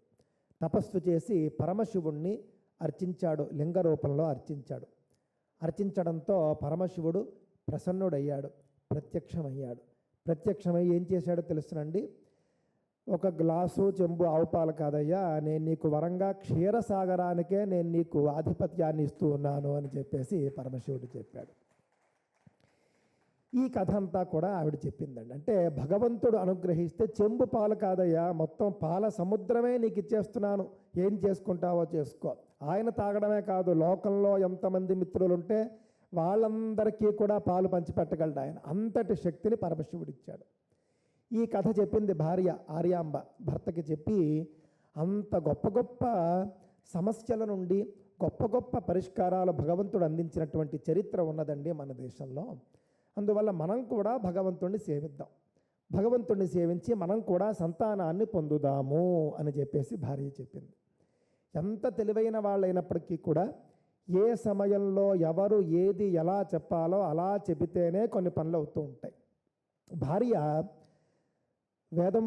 వేదంలో ఉన్నటువంటి వాక్యాల ప్రకారం చూసుకుంటే సఖా సప్తపదాభవ అన్నారండి. భార్య స్నేహితురాలు. లోకంలో భర్తకు భార్యను మించినటువంటి స్నేహితురాలు ఉండదు, భార్యకు భర్తను మించినటువంటి స్నేహితుడు ఉండడు. వీళ్ళిద్దరే అసలు సుసరైనటువంటి స్నేహితులు. వీళ్ళని కాకుండా నాకు ఇంకో ఫ్రెండ్ ఉన్నాడు, నాకు ఇంకో ఫ్రెండ్ ఉంది అని వీళ్ళు అన్నారంటే కనుక అది అన్యాయం, అక్రమం. అది అలా ఉండకూడదు. వీళ్ళిద్దరే అసలు సిసలైనటువంటి స్నేహితులుగా ఉండాలి. ఆ విధంగా ఒక స్నేహితురాల్లాగా శివగురువుకి ఎంత గొప్పగా చెప్పింది. వెంటనే శివగురువు అన్నాడు, అవును నువ్వు చెప్పింది చాలా బాగుంది. మనం వెంటనే పక్కనే ఉంది కదా మనకి వృషాద్రి పర్వతం. వృషాద్రి పర్వతం మీద పరమశివుడు వృషాచలేశ్వరుడు జ్యోతిర్లింగ రూపంలో వెంచేసి ఉన్నాడు కదా, మనం వెళ్ళి ఆయనను అర్చిద్దాం అన్నాడు. ఇద్దరూ వెళ్ళిపోయారు. చక్కగా వెళ్ళి కొండ మీదే వీళ్ళు ఆవాసం ఏర్పరచుకుని మొదట్లో ఏం చేసేవారంటే వీళ్ళు చక్కగా పూర్ణానదిలో స్నానం చేస్తూ ఉదయం నిత్యకృత్యాలన్నీ కూడా తీర్చుకుంటూ కందమూలాదులు మాత్రమే తింటూ, అంటే దుంపలు పళ్ళు మాత్రమే తింటూ వీళ్ళు శివుణ్ణి అర్చిస్తూ వచ్చారు కొంతకాలం. ఆ తర్వాత ఏం చేశారు, ఇంకా అది కూడా వదిలేశారు. అది కూడా వదిలేసి పూర్తి కటిక ఉపవాసంతో శివుణ్ణి పూజించడం ప్రారంభించారండి. ఎప్పుడైతే కటిక ఉపవాసంతో శివుణ్ణి పూజించడం ప్రారంభించారో అప్పుడు కొంతకాలానికి శివుడికి వాళ్ళ మీద అనుగ్రహం ఏర్పడింది. అనుగ్రహం ఏర్పడి వీళ్ళిద్దరూ రాత్రి నిద్ర చేస్తూ ఉండగా స్వప్నంలో దర్శనమిచ్చాడు పరమశివుడు. దర్శనమిచ్చి శివగురువుని కోరుకోమన్నాడు. ఆయన కోరుకున్నాడు.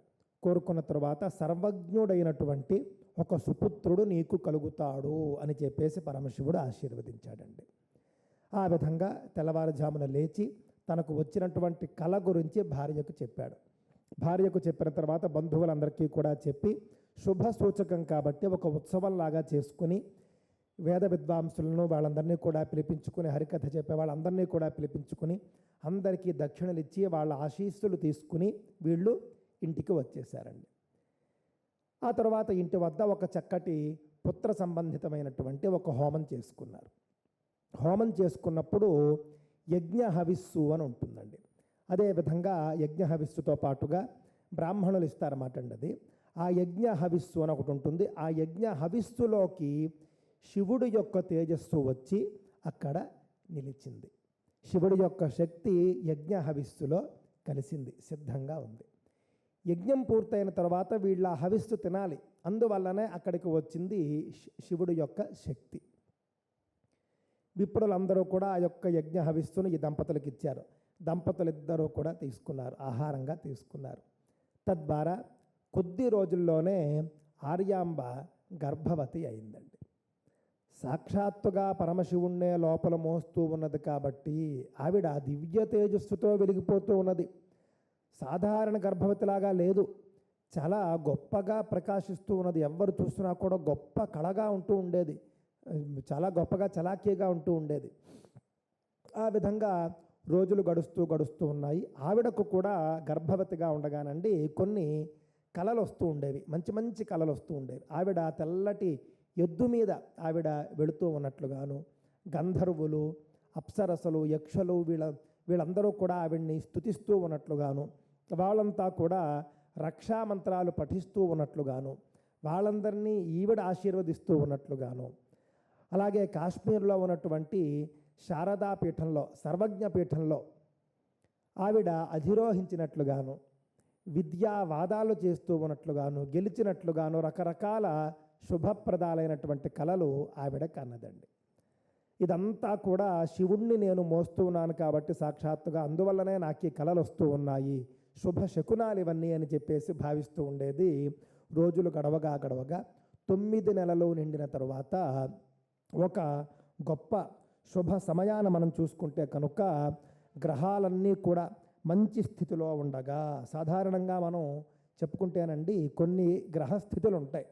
మన పుణ్యం అనేటటువంటిది మన ఇంట్లో సంపన్నుడు పుట్టాలి, విద్యావంతుడు పుట్టాలి, లేకపోతే పెద్ద అధికారం ఉన్నవాడు పుట్టాలి అనంటే కనుక దానికి సంబంధించినటువంటి కొన్ని గ్రహస్థితుల్లోనే జన్మించాలి మన బిడ్డలు. ఆ విధమైనటువంటి ఒక గ్రహస్థితి నాడు ఏర్పడింది. ఏమిటా గ్రహస్థితి? సూర్యుడు మేషరాశిలో ఉండగా, కుజుడు మకర రాశిలో ఉండగా, శని తులారాశి యందు ఉండగా, గురువు కేంద్ర స్థానంలో నుండగా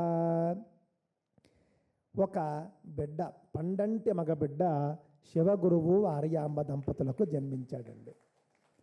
జన్మించిన వెంటనే భూమి మీద అన్ని శుభశకునాలు, చక్కగా చిరుజల్లు కురిసింది. మంచి మంచి చప్పుళ్ళు వినిపించాయి. మంచి పక్షులు శుభశకునాలుగా కూస్తూ వచ్చాయి. పువ్వులు వికసించాయి. ఈ విధంగా అన్ని ప్రకృతిలో ఎక్కడ చూసినా కూడా అంతా కూడా చాలా సానుకూలంగా ఉంది. చాలా సంతోషంగా ప్రకృతి సంతోషించినట్లుగా ఆ యొక్క సౌందర్యం నాడు ఉన్నది. అట్టి శుభ సందర్భంలో శివగురు ఆర్యాంబ దంపతులకు అవతరించినటువంటి ఆ యొక్క శివుని అంశ అయినటువంటి బాలుడే సాక్షాత్తుగా ఆది శంకరాచార్యుడు. ఆయన జన్మించాడు. జన్మించిన తర్వాత 10 రోజులు, మనందరికీ తెలుసు, 10 రోజులు జాతాశౌచం అంటాం.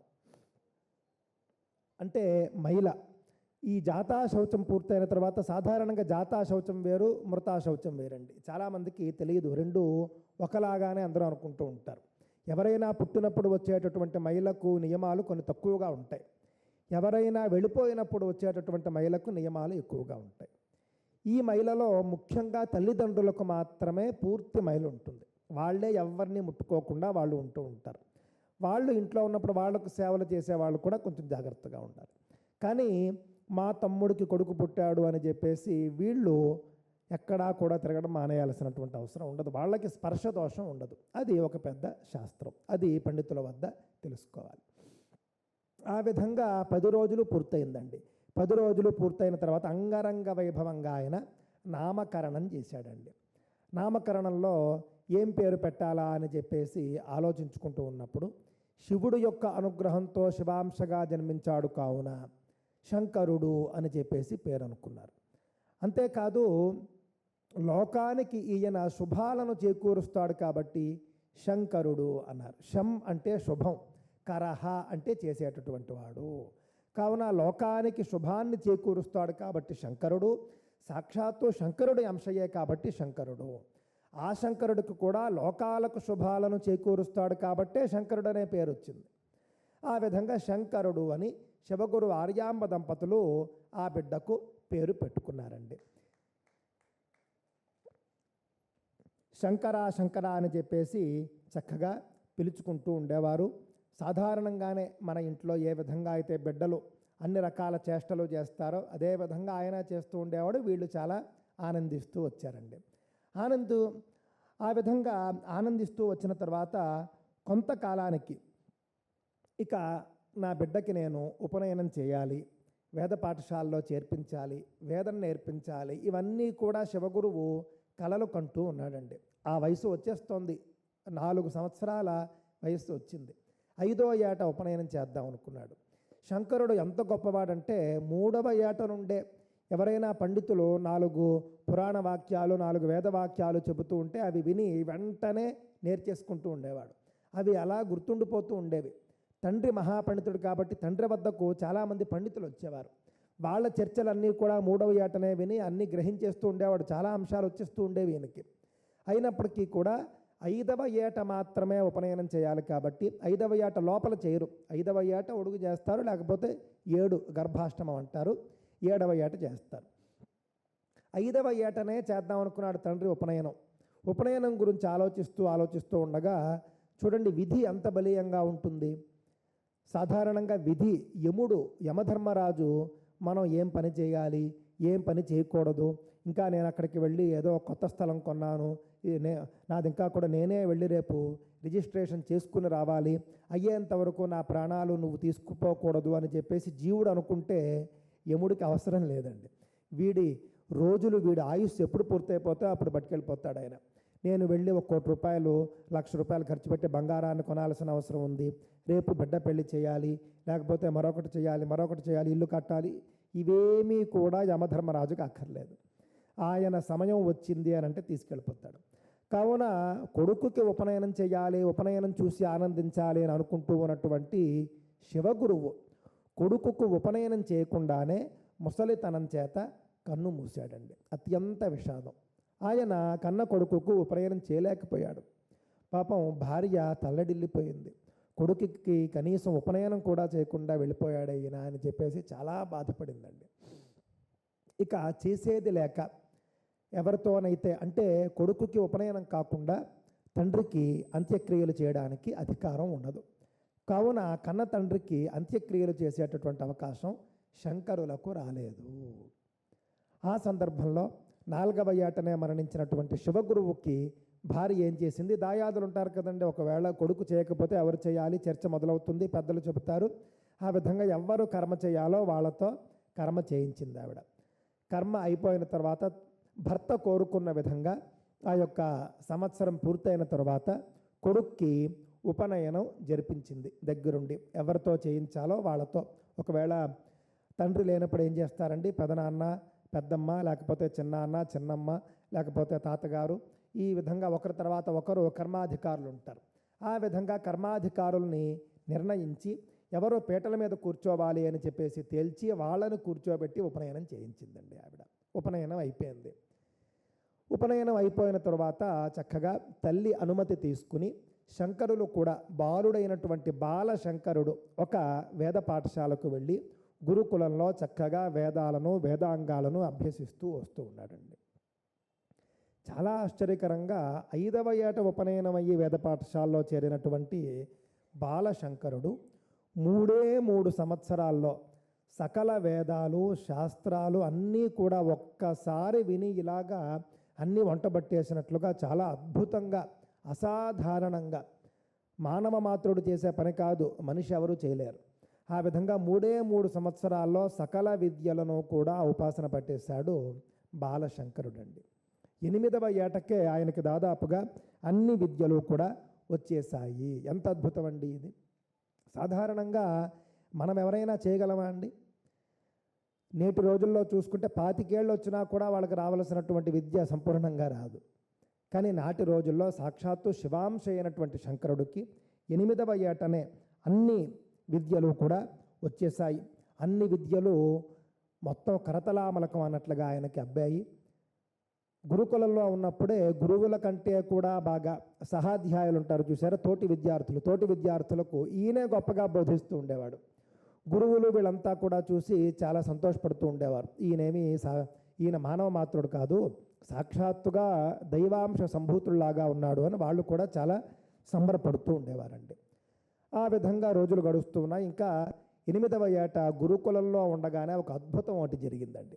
ఈ అద్భుతం నాకు తెలిసి మీలో అందరికీ తెలిసి ఉంటుంది. గురుకులంలో చదువుకుంటూ ఉన్నప్పుడు ఏం చేస్తారంటే, నేటి రోజుల్లో లాగా కాదండి, మన బిడ్డని మనం స్కూల్కి పంపించే ముందు చక్కగా క్యారేజీ కట్టి మరీ మనం పంపిస్తాం ఇంటికి. వాడు ఏం తింటాడో అవే ఇచ్చి పంపిస్తాం. కానీ నాటి రోజుల్లో అలా లేదండి. విద్యార్థి ఎంతటి సంపన్న కుటుంబానికి చెందినవాడైనప్పటికీ కూడా విద్యార్థి ఇంటి భోజనాన్ని తినకూడదు. కొన్ని నియమాలు ఉండేవి. మాధుకరాన్నము అంటారు, మధుకర వృత్తి చేయాలి. ఏమిటా మధుకర వృత్తి అని అంటే కనుక, గురుకులంలో అభ్యసించేటటువంటి విద్యార్థి ఇంటింటికి తిరిగి భిక్షాటన చేసి భిక్షాటన ద్వారా వచ్చినటువంటి ఆహారాన్ని కొంత గురువు గారికి సమర్పించుకుని ఉన్నదాన్ని అతను తింటూ ఉండాలి. ఆ విధంగా విద్యాభ్యాసం అంతా కూడా పూర్తి చేసుకోవాలి. ఎవరైనా వేదం చదువుకుంటూ ఉన్నటువంటి పిల్లలు భిక్షకు వచ్చారు అంటే వాళ్లకు ఏ విధంగా భిక్ష వేయాలి అవన్నీ కూడా గృహిణులకు తెలిసేవి. ఏది పడితే అది మనలాగా మిగిలిపోయింది కాదు, వాళ్లకు అని కొంత తీసి పెట్టేవారు, వాళ్ళకి వేయడం కోసము అని. ఎవరు రాగానే వాళ్ళకి చక్కగా పరమ పవిత్రంగా దాన్ని వాళ్ళకి పెట్టేవారు. నాకు తెలిసి ఇక్కడ ఉన్న వాళ్ళల్లో కూడా చిన్న వయసులో చూసుంటారు, వారాలు అని చెప్పేసి భోజనాలకు వెళుతూ ఉండేవారు. ఏదైనా వేరే ఊర్లో వెళ్ళి హాస్టల్లో ఉండి చదువుకునేటటువంటి వాళ్ళు ఏం చేస్తారంటే వారాల భోజనాలు చేసేవారు. ఈరోజు ఆదివారం ఫలానా వాళ్ళ ఇంట్లో, సోమవారం ఫలానా వాళ్ళ ఇంట్లో వార భోజనాలు ఉండేవి. అది కూడా ఒక రకంగా మధుకర వృత్తి లాంటిది. శంకరులు ఆ విధంగా ఇంటింటికి వెళ్ళి భిక్షాటన చేస్తూ శాస్త్రీయంగా విద్యాభ్యాసం చేస్తూ జీవిస్తూ ఉన్నారండి. అందులో భాగంగా ఆయన ఒక రోజున ఒక ఇంటికి భిక్షకు వెళ్ళారు. భిక్షకు వెళ్ళి భవతి భిక్షాందేహి అని యాచించారండి. యాచించినప్పుడు ఆ ఇంట్లో నుండి ఒక ఆవిడ వచ్చింది. ఒక ఆవిడ వచ్చి, మా ఆయన ఇందాకనే ఊళ్ళోకి వెళ్ళారు, పౌరోహిత్యం కోసం వెళ్ళారు, ఆయవారం అంటారు. ఆయవారం అంటే ఆ రోజు కావలసినటువంటి, ఇందాక చెప్పాను చూసారా, ఏదో ఒక కొన్ని సంభారాలు సంపాదించుకుని వచ్చి ఇంట్లో భార్యకి ఇస్తే భార్య వంట చేసి పెడుతుంది. ఆయన వస్తేనే కానీ ఇంట్లో ద్రవ్యం లేదు. ఆయనే వచ్చి బియ్యమో కూరో పండో పప్పో ఇవ్వాలి. ఆయన భిక్ష చేసి తెచ్చిందే మాకు ఈరోజు వంటకి తప్పితే మా ఇంట్లో నిలవ లేవు అని చెప్పేసి ఆవిడ అంది. మీ వంటి మహాత్ములకి దానం చేసుకునేటటువంటి అదృష్టం మాకు లేదు, మా దౌర్భాగ్యం చూడండి. నీ వంటి మహనీయునికి ఒక్క చిన్న బియ్యపు గింజో లేకపోతే పప్పు గింజో దానం చేసుకునేటటువంటి అదృష్టం మాకు లేదు అని చెప్పేసి పాపం ఆవిడ చాలా బాధపడిందండి. చాలా బాధపడి ఆవిడకు ఉన్నటువంటి వాళ్ళ కుటుంబానికి ఉన్నటువంటి దరిద్రాన్ని తలుచుకొని చాలా చాలా కృంగిపోయింది. కృంగిపోయి ఎందుకో ఆవిడ గుర్తొచ్చింది, ఇంట్లో పెరట్లో ఒక ఉసిరి చెట్టు ఉంది, ఆ ఉసిరి చెట్టుకి ఒక ఉసిరికాయ ఉండాలి అని చెప్పేసి ఆవిడకి అనిపించింది. ఎప్పుడో చూసిందో పాపం, నిన్నో మొన్నో చూసింది. వెళ్ళింది, వెళ్ళి చూస్తే ఒక ఉసిరికాయ ఉందండి. ఆ ఉసిరికాయని చక్కగా భక్తితో పరమ పవిత్రంగా తెంపింది. తెంపి తీసుకుని వచ్చి శంకరాచార్యుల వారికి ఆ ఉసిరికాయను భిక్షగా వేసింది. ఎప్పుడైతే ఏమీ లేకపోయినప్పటికీ కూడా ఉసిరికాయని తీసుకుని వచ్చి భిక్షగా ఆవిడ వేసిందో, ఆవిడ యొక్క ఆ యొక్క ఉదారత్వాన్ని చూసినటువంటి శంకరులు, వాళ్ళ దరిద్రాన్ని చూసినటువంటి శంకరులు చెలించిపోయారు. చెలించిపోయి ఏం చేశారు, వెంటనే ఆయన అమ్మవారిని ప్రార్థించారు. ఆ సందర్భంలో అమ్మవారిని ప్రార్థించినటువంటి స్తోత్రానికే కనకధారా స్తోత్రము అని పేరండి. ఇది మనలో చాలామందికి తెలిసి ఉంటుంది. ఇంట్లో మనకు కొంచెం ఆర్థిక సమస్యలు ఉన్నాయంటే మనం కనకధారాస్తవం చదువుతూ ఉంటారు చాలామంది. ఆ విధంగా కనకధారాస్తవం ఎప్పుడైతే శంకరులు చదివారో ఆ ఇంటి పైన బంగారు ఉసిరికాయల వర్షం కురిసింది. ఇది శంకరుల యొక్క మహిమ. ఇక్కడ మనకు ఒక సందేహం రావచ్చు, ఈయన వచ్చి భిక్ష ఎందుకు ఎత్తుకున్నాడు, ఈయనే అమ్మవారిని స్తుతిస్తే ఈయన కూర్చున్న చోటే ఏదో ఒకటి వర్షం కురుస్తుంది కదా, పోనీ కనీసం అన్నమైనా వర్షంగా కురుస్తుంది కదా, ఈయన ఎందుకు భిక్ష ఎత్తుకోవాలి అని చెప్పేసి చాలామందికి సందేహం వస్తుంది. అదేమిటంటే అది విధి, అది అలాగే జరగాలి అని ఉన్నటువంటి శాస్త్ర నియమము. విద్యార్థి అలాగే నేర్చుకోవాలి. నువ్వు సంపన్నుడు కదా అని చెప్పేసి మీ అమ్మగారు చక్కగా పంచభక్ష ప్రమాణాలు క్యారేజ్ వండి తేకూడదు నీకు. అంటే ఏ కుటుంబంలోనైన వాడు, ఏ కుటుంబంలో పెరిగిన వాడైనా కూడా, రాముడు కృష్ణుడు వంటి క్షత్రియులు అవతార పురుషులు కూడా గురుకులంలో చదువుకున్నటువంటి రోజుల్లో ఇదే విధంగా జీవించారు, దృష్టిలో పెట్టుకోండి. ఎందుకంటే విద్యాభ్యాసంలో వాళ్ళు అలాగే పెరగాలి, అలాగే కష్టం తెలుసుకుని పెరగాలి అనేది మన శాస్త్ర నియమం. భారతీయ విద్యా విధానం ఎంత గొప్పదండి. నువ్వు కోటీశ్వరుడు కావచ్చు, నువ్వు పేదవాడివి కావచ్చు, మీ ఇద్దరి బిడ్డలు కూడా నా గురుకులంలో చదువుకుంటూ ఉండవచ్చు. మీ ఇంట్లో మాత్రమే వాళ్ళు సంపన్నులు, వాడు పేదవాడు. కానీ మా ఇంట్లో వాళ్ళిద్దరూ ఒకటే, ఇద్దరూ కలిసి లేవాలి, కలిసి పడుకోవాలి, కలిసి స్నానం చేయాలి, ఒకే రకమైనటువంటి బట్టలు కట్టుకోవాలి, ఒకే రకమైనటువంటి భిక్షాటన చేయాలి, ఒకే రకమైనటువంటి ఆహారాన్ని తీసుకోవాలి. ఆ విధంగా శంకరులు కూడా శాస్త్ర నియమానుసారం, ఆయనకు తపశ్శక్తి ఉన్నప్పటికీ పరంపరగా వచ్చినటువంటి సంపదే చాలా ఉంది. ఆయన అసలు కనకధారాస్తవం కూడా చేయనక్కర్లేదు. అయినప్పటికీ కూడా శాస్త్ర నియమానుసారము ఆయన భిక్షాటన చేశారు. ఆవిడని అలా అనుగ్రహించాలి అని చెప్పేసి ఆవిడకి వ్రాసిపెట్టి ఉంది. శంకరులు ఆ విధంగా అమ్మవారిని ప్రార్థించాలి, శంకరులు ప్రార్థించినప్పుడే ఆవిడ కనకవర్షం కురిపించాలి అని రాసిపెట్టి ఉంది. అదే జరిగింది. ఈయన కనకధారాస్తవం చదివారండి. బంగారు ఉసిరికాయల వర్షం కురిసింది. ఒక్క మామూలు ఉసిరికాయ ఇస్తే వేలాది బంగారు ఉసిరికాయల వర్షం కురిసింది. చుట్టుపక్కల ఉన్నటువంటి ఆ యొక్క బంధువులు, మిత్రులకి, వీళ్ళందరికీ కూడా వార్త తెలిసింది. ఆ విధంగా ఫలానా ఆవిడింట్లో అట ఒక ఆయన ఎవరో వచ్చాట, 8 ఏళ్లే వయస్సు అట, అతను వచ్చి భవతి భిక్షాందేహి అన్నట్ట, ఈవిడ నా దగ్గర ఏం లేదు అని చెప్పి ఒక ఉసిరికాయ భయపడుతూ దానం చేసిందిట. ఆయన ఏదో స్తవం చదివేట, బంగారు ఉసిరికాయల వర్షం కురిసిందిట అని చెప్పి కథలుగా అందరూ చెప్పుకోవడం ప్రారంభించారండి. ఆ విధంగా శంకర భగవత్పాదాచార్యుల వారు చేసినటువంటి మొట్టమొదటి మహిమ, మొట్టమొదట మనందరికీ చూపించినటువంటి ఒక గొప్ప అద్భుత కార్యక్రమం ఆ యొక్క కనకధార. దృష్టిలో పెట్టుకోండి. ఆ తర్వాత శంకరుల యొక్క మహిమ, ఆయన ఈ విధంగా చేస్తూ ఉన్నాడు, ఈ విధంగా అంతటి శక్తిమంతుడు అని చెప్పేసి బాగా అందరికీ కూడా తెలిసిందండి. ఇంతలో మరొక ఘట్టం కూడా జరిగిందండి. ఆయన గురుకుల విద్యాభ్యాసం పూర్తయిపోయింది. తల్లి వెళ్ళి ఆ యొక్క బిడ్డని, శంకరుణ్ణి ఇంటికి తెచ్చేసుకుంది. ఇంటికి తెచ్చేసుకుని పాపం ఆవిడ అప్పటికే వృద్ధురాలు, పెద్ద ఆవిడ అయిపోయింది. బిడ్డడికి 8 ఏళ్లే కావచ్చు, తండ్రి అప్పటికే వృద్ధుడై మరణించాడు అని ఇందాక చెప్పుకున్నాం మనం. తల్లి కూడా పాపం వృద్ధురాలేనండి, ముసలావిడ. కొడుకు వచ్చేసరికి చాలా సంతోషపడింది. చాలా సంతోషపడి చక్కగా పోన్లే నాకు కొడుకు తోడుంటాడు అని చెప్పేసి చాలా సంతోషపడుతూ వచ్చింది. అప్పటి వరకు ఎవరు లేరు, ఒక్కరితే ఉండేది ఇంట్లో. మొన్నటి వరకు భర్త ఉండేవాడు, భర్త మరణించాడు. మరణించిన తర్వాత ఈవిడ ఒక్కరితే జీవిస్తూ ఉండేది. పాపం ఎంత కష్టపడిందో చూడండి. సంపద ఉంటే పనులు అయిపోవండి, కొన్ని ఉండవలసినవి ఇంకా ఉండాలి. పాపం భర్త లేని జీవితం గడుపుతూ వచ్చింది. కుమారుడు విద్యాభ్యాసం పూర్తి చేసుకున్న తర్వాత చక్కగా ఇంటికి వచ్చాడండి. ఇంటికి వచ్చి ఒకరోజు కొడుకు ఇంట్లో ఉండగా ఈవిడేం చేసింది, తల్లి స్నానం చేయడానికి అని చెప్పేసి దగ్గరలో ఉన్నటువంటి పూర్ణానదికి వెళ్ళిందండి. వీళ్ళ ఇంటి నుండి పూర్ణానది కొంత దూరంలో ఉంటుంది. బాగా ఎండ ఉంది, ఆకాశంలో చూస్తే సూర్యుడు భగభగా మండిపోతూ ఉన్నాడు. ఆ సందర్భంలో ఈవిడ స్నానం చేయడానికి అని చెప్పేసి నదీ తీరానికి వెళ్ళింది. ఆ సమయంలో నది దగ్గరికి చేరడానికే చాలా కష్టపడుతూ చేరి స్నానం చేసి సొమ్మసిల్లి పడిపోయిందండి. ఆ పరిస్థితి చూసి పాపం కుమారుడికి చాలా బాధ వేసింది. నా తల్లికి ఎన్ని కష్టాలు అని చెప్పేసి అనుకుని ఈ కష్టాన్ని నేను పోగొట్టాలి అని చెప్పేసి భావించి ఏం చేశాడు, తల్లిని స్పృహ తప్పి పడిపోయినటువంటి కన్న తల్లిని తీసుకుని ఇంటికి తీసుకొచ్చాడు. చేయవలసినటువంటి సపర్యలన్నీ చేశాడు. చక్కగా మళ్ళీ సేద తీర్చాడు. ఆవిడ విశ్రాంతిలో ఉంది. మళ్ళీ వెనక్కి వెళ్ళాడండి. వెనక్కి వెళ్ళి ఏం చేశాడట, పూర్ణానదిని ప్రార్థన చేశాడు.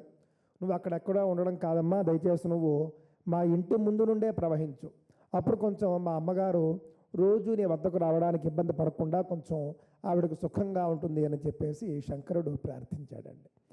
శంకరుడు అంతటి వాడు ప్రార్థించాడని చెప్పేసి తెల్లవారి లేచి చూసేసరికి అక్కడెక్కడో ఉన్నటువంటి పూర్ణానది శంకరుడు ఇంటి ముందు నుండి పారుతూ ఉన్నది. అది శంకరుడి మహిమ. పొద్దున్న ఈవిడ లేచి చూసింది, మళ్ళీ రోజులాగానే వెళ్ళాలని చూస్తే ఇంటి ముందే ఉంది పూర్ణానది. అప్పుడు జరిగింది ఏమిటి అని చెప్పేసి కొడుకుని అడిగితే కొడుకు పూర్ణానది అనుగ్రహించింది ఈ విధంగా అని చెబితే కొడుకు యొక్క గొప్పతనం తెలుసుకుని మళ్ళీ సంతోషపడింది. ఆహా, కొడుకు అంటే వీడు కదా, ఈ విధమైనటువంటి సుఖాన్ని, ఈ విధమైనటువంటి సంతోషాన్ని తల్లిదండ్రులకు అందించేవాడు కదా అని చెప్పేసి కొడుకుని కొనియాడింది. దీర్ఘాయుష్మాన్ భవ అని చెప్పేసి కొడుకుని ఆశీర్వదించిందండి. ఆ విధంగా రోజులు గడుస్తూ ఉన్నాయి. ఎంతో గొప్పగా ఆయన మహిమలు చూపిస్తూ ఉన్నాడు. మహా విద్వాంసుడు అని చెప్పేసి లోకంలో అందరికీ కూడా తెలుస్తూ ఉండగా కేరళ రాజు అయినటువంటి రాజశేఖరుడు, ఇందాక మనం చెప్పుకున్నాను చూసారా, రాజశేఖరుడు అనే పేరు కలిగినటువంటి రాజు కేరళ దేశానికి రాజండి. ఆయనకి తెలిసింది శంకరుడట 8 ఏళ్ళో 9 ఏళ్ళో వయసుట, చూస్తే చాలా మహిమలు చేస్తూ ఉన్నట్ట, మహాపండితుడట, యతీశ్వరుడట, అదట ఇదట. ఇంకా అప్పటికి సన్యాసం తీసుకోలేదు, కాకపోతే అంతటి గొప్పవాడట అని చెప్పేసి బాగా మాటలు విని ఆయన కూడా ఈ శంకరుణ్ణి ఆశ్రయించి ఏదైనా లబ్ధి పొందుదాం అనుకున్నాడు. నేటి రోజుల్లో కూడా మనం చూస్తేనండి, ఎవరైనా మహిమ కలిగినటువంటి ఒక సన్యాసో, ఒక స్వామీజీనో, ఒక పీఠాధిపతో ఉంటే రాజకీయ నాయకులు క్యూ కడుతూ ఉంటారు వాళ్ళ వెంట. అదేవిధంగా నాటి రోజుల్లో కూడా రాజశేఖరుడు ఒక మంత్రిని శంకరుల వద్దకు పంపించి రాజుగారి యొక్క సాష్టాంగ నమస్కారాలు మంత్రి ద్వారా తెలియజేసి శంకరుడికి సమర్పించాల్సినటువంటి అన్నీ కూడా సమర్పింపజేసి సగౌరవంగా రాజలాంఛనాలతో రాజధానికి తోడ్కొని రమ్మని చెప్పేసి రాజు కోరుకున్నాడండి.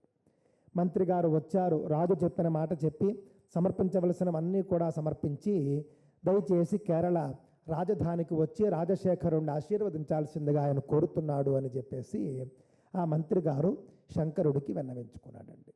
అప్పుడు శంకరుడు అన్నాడు, లేదు, నా యొక్క విధి విధానం పద్ధతి కర్తవ్యం ఇవన్నీ కూడా నేను రాజభోగాలకు రాజ అంతఃపురాలకు వీటన్నిటికీ కూడా దూరంగా ఉంటూ కఠోరమైనటువంటి బ్రహ్మచర్యాన్ని పాటిస్తూ నేను సమాజ కళ్యాణం కోసం నేను చేయవలసినటువంటి కొన్ని పనులు ఉన్నాయి. నేను రాజుల వద్దకు మంత్రుల వద్దకు వచ్చినట్లయితే కనుక నా పనులకు అవన్నీ కూడా ఆటంకం అవుతాయి. కావున నేను రాజాశ్రయానికి నేను రాను, రాజు వద్దకు నేను రాను. కానీ రాజుకు నా సూచనగా ఇలా చెప్పండి, సనాతన ధర్మాన్ని కాపాడమని చెప్పండి, వర్ణాశ్రమ ధర్మాలను కాపాడమని చెప్పండి అని చెప్పేసి రాజుకు ఆయన బోధించవలసినటువంటి 4 బోధలు మంత్రి ద్వారా రాజుకు పంపించారు శంకరాచార్యులండి. మంత్రి గారు వెళ్ళి అదే విషయాన్ని రాజుకు చెప్పగా, అయితే నేనే వచ్చి శంకరుడు దర్శనం చేసుకుంటానని చెప్పేసి రాజశేఖరుడు నేరుగా వచ్చి శంకరుడిని దర్శించాడు. దర్శించి మళ్ళీ రాజు ఉత్తునే రారు కదండి, ఊరికే ఖాళీ చేతులతో వచ్చేసి దండం పెట్టి వెళ్ళిపోడు కదా. రాజుగారు వస్తున్నారంటే రాజు వెడలే రాజలాంఛనములతో అని చెప్పినట్లుగా ఆయన వైభవంతో ఆయన వస్తాడు. వచ్చి శంకరుడికి సమర్పించాలనుకున్నవన్నీ కూడా ఆయన తీసుకుని వచ్చాడు. ఆయన యొక్క వినయ విధేయతలు చూసి శంకరుడు కూడా చాలా సంతోషం వ్యక్తం చేశారు. చేసిన తరువాత రాజు శంకరులకి తాను వచ్చినటువంటి కార్యం ఏమిటో చెప్పాడు. శంకరులు అడిగారు, ఎందుకు వచ్చావయ్యా నువ్వు, రాజులు ఉత్తునే రారు కదా, ఏదో కారణం ఉంటుంది, ఏం కావాలి నీకు అని చెప్పేసి ఒక 8 ఏళ్ల బాలుడు కేరళ దేశాన్ని పరిపాలిస్తూ ఉన్నటువంటి రాజశేఖరుని అడిగాడు. ఇది సనాతన ధర్మం యొక్క గొప్పదనం అండి. 8 ఏళ్ల బాలుణ్ణి రాజశేఖరుడు రాజు వరం అడుగుతూ ఉన్నాడు. ఏమని? అయ్యా, నాకన్నీ ఉన్నాయి, నాకు లేనిది లేదు, కానీ మా దంపతులకు సంతానం లేదు, కేరళ రాజ్యానికి వారసుడు లేడు, దయచేసి వారసుడిని అనుగ్రహించండి అని చెప్పేసి కోరుకోగానే శంకరుడు తథాస్తు అని పలికి చేయవలసినటువంటి పుత్రకామేష్టి యాగ సంగతి చెప్పి, ఈ పుత్రకామేష్టి యాగం చేయండి, మీకు పుత్రుడు కలుగుతాడు అని చెప్పేసి ఆశీర్వదించాడండి శంకరుడు. ఆ విధంగా శంకరుడు యొక్క వాక్యాన్ని విని ఆయన యొక్క ఆజ్ఞానుసారం అక్కడ నుండి బయలుదేరి వెళ్ళి ఆయన పుత్రకామేష్టి యాగం చేశాడు. శంకరుల కోసమని చెప్పేసి ఆయన అనేక కానుకలు, బంగారం, వెండి, రత్నాలు, రాశులన్నీ ఇచ్చాడు. అన్నీ ఇస్తే శంకరుడు అన్నాడు, ఇవన్నీ నాకెందుకయ్యా, నేను బ్రహ్మచారిని, నాకు ఇవన్నీ అక్కర్లేదు, ఇవన్నీ కూడా గృహస్థులకు అవసరం, నాకైతే అక్కర్లేదు, నాకు పెళ్లి చేసుకునే ఉద్దేశం ఏం లేదు, అందువల్ల ఇవి ఎవరికి అవసరమో వాళ్ళకి ఇవ్వు అని చెప్పేశారు ఆయన స్పష్టంగా. దాంతో ఇంకా మారు మాట ఆడకుండా ఆయన తీసుకుని వెళ్ళిపోయి ఎవరికి ఇవ్వాలో వాళ్ళకి ఇచ్చేశాడు అవన్నీ కూడా. ఆయన వెళ్ళి పుత్రకామేష్టి యాగం చేశాడు, సంతానాన్ని కన్నాడు. చక్కగా కేరళ రాజ్యం అద్భుతంగా కొనసాగుతున్నది. ఇక్కడ మళ్ళీ శంకరుల విషయానికి వచ్చేస్తే కనుక ఆ విధంగా ఆయన పెళ్లి చేసుకోను అని చెప్పేసి ఒక మాట అన్నాడు చూసారా, ఇది అక్కడ ముఖ్యమైనటువంటిది. అది ఇంకా తల్లికి తెలియదు. పాపం ఆర్యాంబ పుట్టినప్పటి నుంచి ఆవిడకి అన్ని కష్టాలేనండి. ఎప్పుడైతే పెళ్లి చేసుకుని ఇంటికి వచ్చిందో మొత్తం పాపం ఆవిడ కష్టాలు పడుతూనే ఉన్నది. నాకు తెలిసి ఆవిడ సాధారణ స్త్రీ ఏ విధంగా అయితే భర్తతోనూ సంతానంతోనూ సంతోషకరమైనటువంటి ఒక జీవితాన్ని గడుపుతుందో ఆ విధమైనటువంటి జీవితం ఏది ఆర్యామ గడపలేదు. ఎందుకోసం, ఎవరి కోసం అనంటే కనుక సమాజం కోసం, సమాజ హితం కోసం తన బిడ్డను సమాజానికి ధారపోసింది తప్ప నా కోసం నా బిడ్డ ఉండిపోవాలి అని చెప్పేసి ఆవిడ కోరుకోలేదండి. అది ఆర్యాంబ గొప్పదనం. ఇంకెలాగో బిడ్డ పెద్దవాడవుతూ ఉన్నాడు. పెద్దవాడవుతూ ఉన్నటువంటి సందర్భంలో శంకరుడికి వివాహం చేద్దాం అనుకుంది ఆవిడ పాపం. అంతే కదండి, భర్త లేడు. భర్త లేనటువంటి ఆవిడ చక్కగా కొడుకు బ్రహ్మాండంగా చూసుకుంటూ ఉన్నాడు. కోడలు కూడా వస్తే కనుక కొడుకు కోడలు ఇంట్లో ఉంటారు, వాళ్ళను చూసుకుంటూ అలాగా ఆవిడ కన్ను మూద్దాము సంతోషంగా అని చెప్పేసి ఆవిడ అనుకుంది. అదే మాట కొడుకు శంకరుడితో చెప్పిందండి. నువ్వు వివాహం చేసుకుంటే బాగుంటుంది నాన్న అని చెప్పిందండి. చెబితే వెంటనే శంకరుడు అన్నాడు, అది తప్ప ఇంకేమైనా మాట్లాడు, నువ్వు వివాహం కాకుండా నువ్వు ఏమి ఆజ్ఞాపించినా నేను చేస్తాను అని చెప్పేసి శంకరుడు అంటాడండి. అన్నప్పుడు ఆవిడ వెంటనే ఆశ్చర్యపోతుంది. ఇదేమిటి, నాకు చిన్నప్పటి నుండి కూడా అన్ని రకాలుగా నేను కష్టాలే పడుతూ వచ్చాను, ఇతనైనా పెళ్లి చేసుకుని కొంచెం భార్యతో ఉంటే కోడలు కొంచెం సపర్యలు చేస్తుంది, ఏదో చరమ జీవితమైనా నేను సుఖంగా ఉందాం అనుకుంటున్నానే అని ఆవిడ అంటుంది. తప్పే ఉంది చెప్పండి దాంట్లోనే. సహజంగా మనం భారతంలో చూసుకుంటే ఒక సందర్భంలో సాక్షాత్తుగా కృష్ణ పరమాత్మ చెబుతాడు. ఏమని అనంటే కనుక దంపతులు, గృహస్థులు, తల్లిదండ్రులు సంతానాన్ని ఎందుకు కంటారు అనంటే కనుక వాళ్లకు అవసాన దశ వచ్చినప్పుడు, వాళ్లకు అవసరమైనప్పుడు వీళ్ళు ఆదుకుంటారు. అందుకే సంతానం అనేది. వాళ్ళు ఆదుకోరు అని తెలిస్తే సంతానంతో పనే ఉందండి. వీళ్ళు పెద్దవాళ్ళు అయిన తర్వాత ఒక 50-60 ఏళ్ల తర్వాత బిడ్డలు వీళ్ళని ఆదుకునేటటువంటి పరిస్థితి ఉంటుంది. ఆ వెసులుబాటు ఉంటుంది. అది వాళ్ళ బాధ్యత. అది సృష్టి ధర్మం. ఆ విధంగా శంకరుడు కూడా పెద్దవాడవుతాడు, పెళ్లి చేసుకుంటాడు, ఆదుకుంటాడు అని అనుకున్నటువంటి ఆర్యాంబ ఆశలు అడి ఆశలు అయిపోయాయండి. పెళ్లి చేసుకోనన్నాడు ఆయన. అది తప్ప ఇంకేమైనా మాట్లాడమన్నాడు. ఆవిడ కూడా చెప్పి చూసింది, కానీ ఈయన దాదాపుగా వేదాంతాన్ని ఈయన తల్లికి చెప్పడం జరిగింది. ఈ యొక్క భవబంధం, సంసార బంధం ఇదంతా కూడా దుఃఖమయము. మనిషి అనేటటువంటి వాడు మొట్టమొదట తన బాధలు, తన కష్టాలు, తన దుఃఖాలు తాను అనుభవిస్తూ ఉంటాడు. ఆ తర్వాత పెళ్ళయ్యేసరికి భార్య బాధలు, భార్య కష్టాలు, భార్య దుఃఖాలు, భార్యతో బాధలు, భార్యతో దుఃఖాలు, భార్యతో కష్టాలు ఇవన్నీ వస్తాయి. ఆ తర్వాత మళ్ళీ పిల్లలు, పిల్లల బాధలు, పిల్లలతో బాధలు, పిల్లల కష్టాలు, పిల్లలతో కష్టాలు. ఈ విధంగా సంసార బంధం అనేది మనల్ని మరింత దుఃఖసాగరంలో ముంచేస్తుంది తప్ప మనల్ని దుఃఖం నుండి బయట పడవేయదు. అందువల్ల నాకు ఈ సంసారం వద్దు, నేను చేయవలసినటువంటి పనులు వేరే ఉన్నాయి, అందువల్ల నన్ను దయచేసి నువ్వు పెళ్లి చేసుకోమని అడగవద్దు అని చెప్పేసి అన్నాడండి ఆయన. సరే బిడ్డలు అన్నాడు కదా, మరో సమయం చూసి చెబుదామలే మనం అని చెప్పేసి ఆవిడ అనుకుంది. అనుకున్న తర్వాత ఇంకా ఒక సరైనటువంటి సమయం చూసి కొడుక్కి చెబితే వింటాళ్లే అని చెప్పేసి తల్లి అనుకుంది. ఎదురు చూస్తూ ఉన్నది. రోజులు గడుస్తూ ఉన్నాయండి. ఆ సందర్భంలో శంకరుణ్ణి చూడడానికి అని చెప్పేసి కొంతమంది మహర్షులు వచ్చారండి. అగస్త్యుడు, ఉపమన్యువు, దధీచి, గౌతముడు మొదలైనటువంటి మహర్షులు వచ్చారు. 5 మహర్షులు వచ్చారు. మహర్షులు వచ్చి శంకరుణ్ణి ఆశీర్వదించారు. ఆశీర్వదించి శంకరుడు తల్లికి నమస్కరించారు. అప్పుడు కాసేపు ఈ యొక్క బాలుడే, వాళ్ళతో పోలిస్తే, మహర్షులతో పోలిస్తే ఈయన బాలుడే అని చెప్పాలి. ఈ బాలుడితో వాళ్ళు చాలాసేపు చర్చలు చేస్తూ ఉన్నారు. రహస్యంగా కూడా కాసేపు చర్చించారండి. చర్చించినప్పుడు ఆవిడకి అర్థం కాలేదు, ఎవరికి, ఆర్యాంబకి అర్థం కాలేదు. ఏమిటి, నా బిడ్డ చూస్తే బాలుడు, ఇంతటి గొప్ప గొప్ప లోక ప్రసిద్ధులైనటువంటి మహర్షులు వాళ్ళు. అగస్త్యుడు సామాన్యుడు కాదు, సముద్రాన్నే తాగివేసినటువంటి వాడు. గౌతముడు గోదావరిని దక్షిణ దేశానికి తీసుకుని వచ్చినటువంటి వాడు. దధీచ మహర్షి వెన్నెముకనే ఆయుధంగా తయారు చేసుకుని ఇంద్రుడు వజ్రాయుధంతో యుద్ధం చేసినటువంటి సందర్భం. ఇంత లోక ప్రసిద్ధులు ఇందాక చెప్పుకున్నటువంటి ఉపమన్యువు క్షీరసాగరాధిపతి, ఆయన సామాన్యుడు కాదు. వీళ్ళంతా కూడా నా బిడ్డను చూడడానికి వచ్చారేమిటి, నా బిడ్డ అంత గొప్పవాడా, దయచేసి నా బిడ్డ ఎవరు ఏమిటి తెలియజేయండి అని చెప్పేసి ఆ తల్లి పాపం అమాయకంగా మహర్షుల్ని అడిగిందండి. అప్పుడు అగస్త్య మహర్షి ఆర్యాంబతో చెబుతూ ఉన్నాడు, మీరిద్దరూ కూడా సంతానం లేదు అని చెప్పేసి వృషాద్రి పర్వతం మీద తపస్సు చేశారు కదా. తపస్సు చేసినటువంటి సందర్భంలో నీ భర్తకు పరమశివుడు స్వప్నంలో దర్శనమిచ్చాడు. దర్శనమిచ్చి ఏం కావాలి కోరుకోమన్నాడు. సంతానం కావాలి అన్నాడు ఆయన. అన్న వెంటనే పరమశివుడు అన్నాడు, 100 సంవత్సరాలు 100 సంవత్సరాలు జీవించేటటువంటి పరమ మూర్ఖులైనటువంటి అనేక మంది పుత్రులు కావాలా, లేకపోతే అతి తక్కువ కాలం జీవించేటటువంటి కేవలం 32 సంవత్సరాలు మాత్రమే జీవించేటటువంటి సర్వజ్ఞుడైనటువంటి బిడ్డ కావాలా, ఈ రెండింటిలో నీకేది కావాలో కోరుకో అని చెప్పేసి అంటే ఈయన మారు మాట్లాడకుండా సర్వజ్ఞుడు, గొప్పవాడు, పండితుడు అయినటువంటి అల్పాయుష్కుడైనటువంటి బిడ్డ అయినా పర్వాలేదు, నాకు కావాలి అని చెప్పేసి ఈయన కోరుకున్నాడు. పరమశివుడు తథాస్తు అన్నాడు.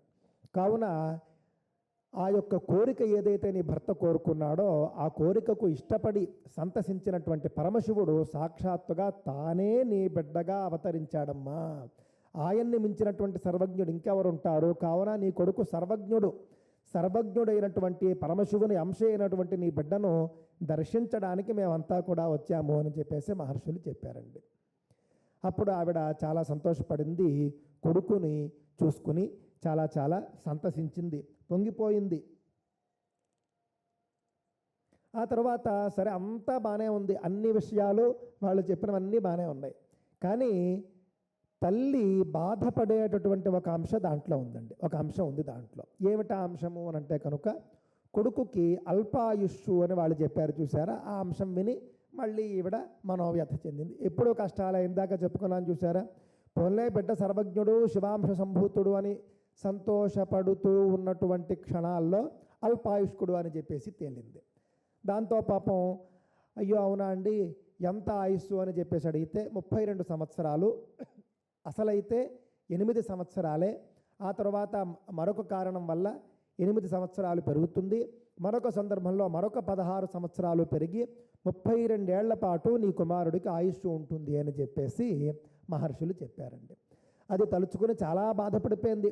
కాకపోతే ఏం చేయగలదు చెప్పండి ఆవిడ పాపం ఇంకా అక్కడి నుండి మొన్నటి వరకునేమో పెళ్లి చేసుకోనన్నాడు అని చెప్పేసి దుఃఖం. ఇప్పుడు చూస్తే పెళ్లి చేసుకోకపోతే పోయాడు అనుకుంటే అల్పాయుష్షు, ఎంతకాలం ఉంటాడో తెలియదు, 32 ఏళ్ళంటే చిన్న ఆయుష్ కదా అని చెప్పేసి తెగ బాధపడుతూ వచ్చిందండి. రోజులు గడుస్తూ వచ్చాయి.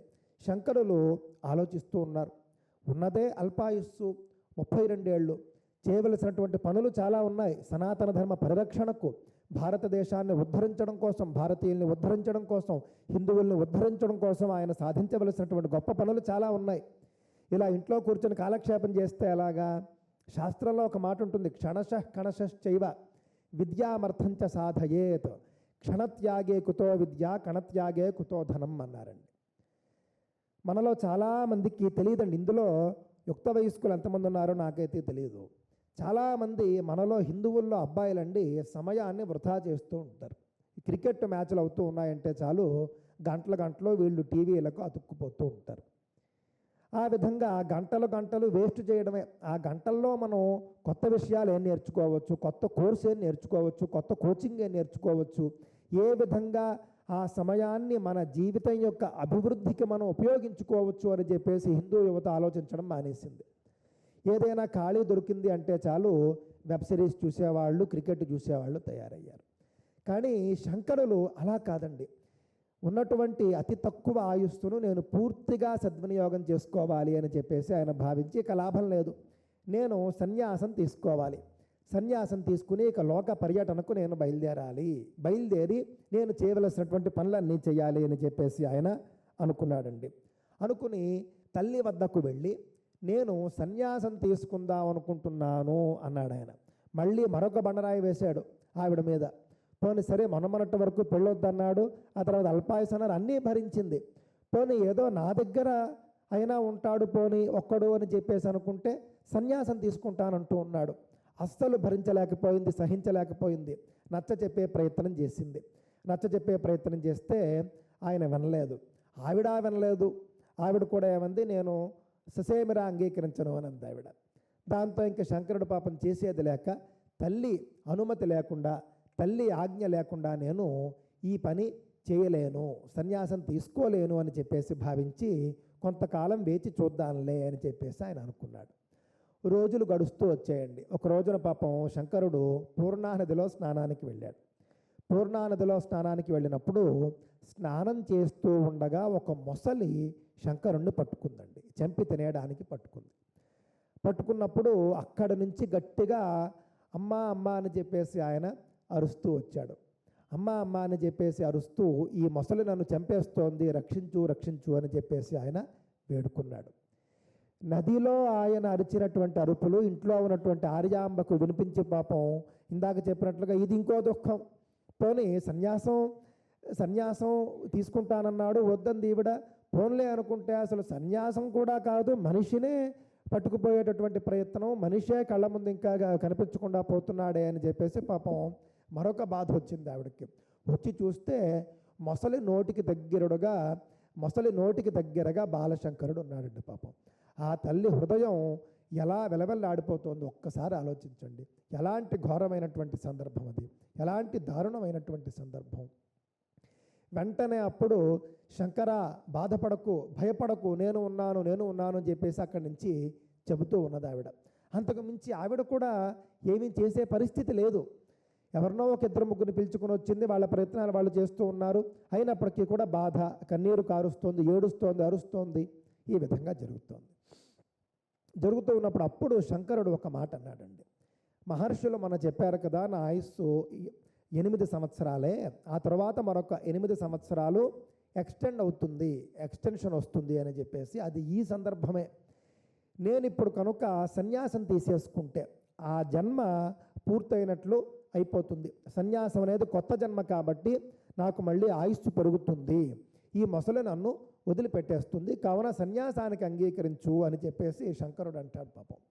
అంటే అప్పుడు పాపం ఆ యొక్క కన్నతల్లి అంటుంది, నువ్వు సన్యాసి అయితే అయ్యావు నాయన, నువ్వు జీవించి ఉంటే చాలు నాకు అని చెప్పేసి పాపం ఆ సందర్భంలో ఒప్పుకుంటుందండి. ఒప్పుకున్న తర్వాత అక్కడికక్కడే ఆతుర సన్యాసం అంటారు.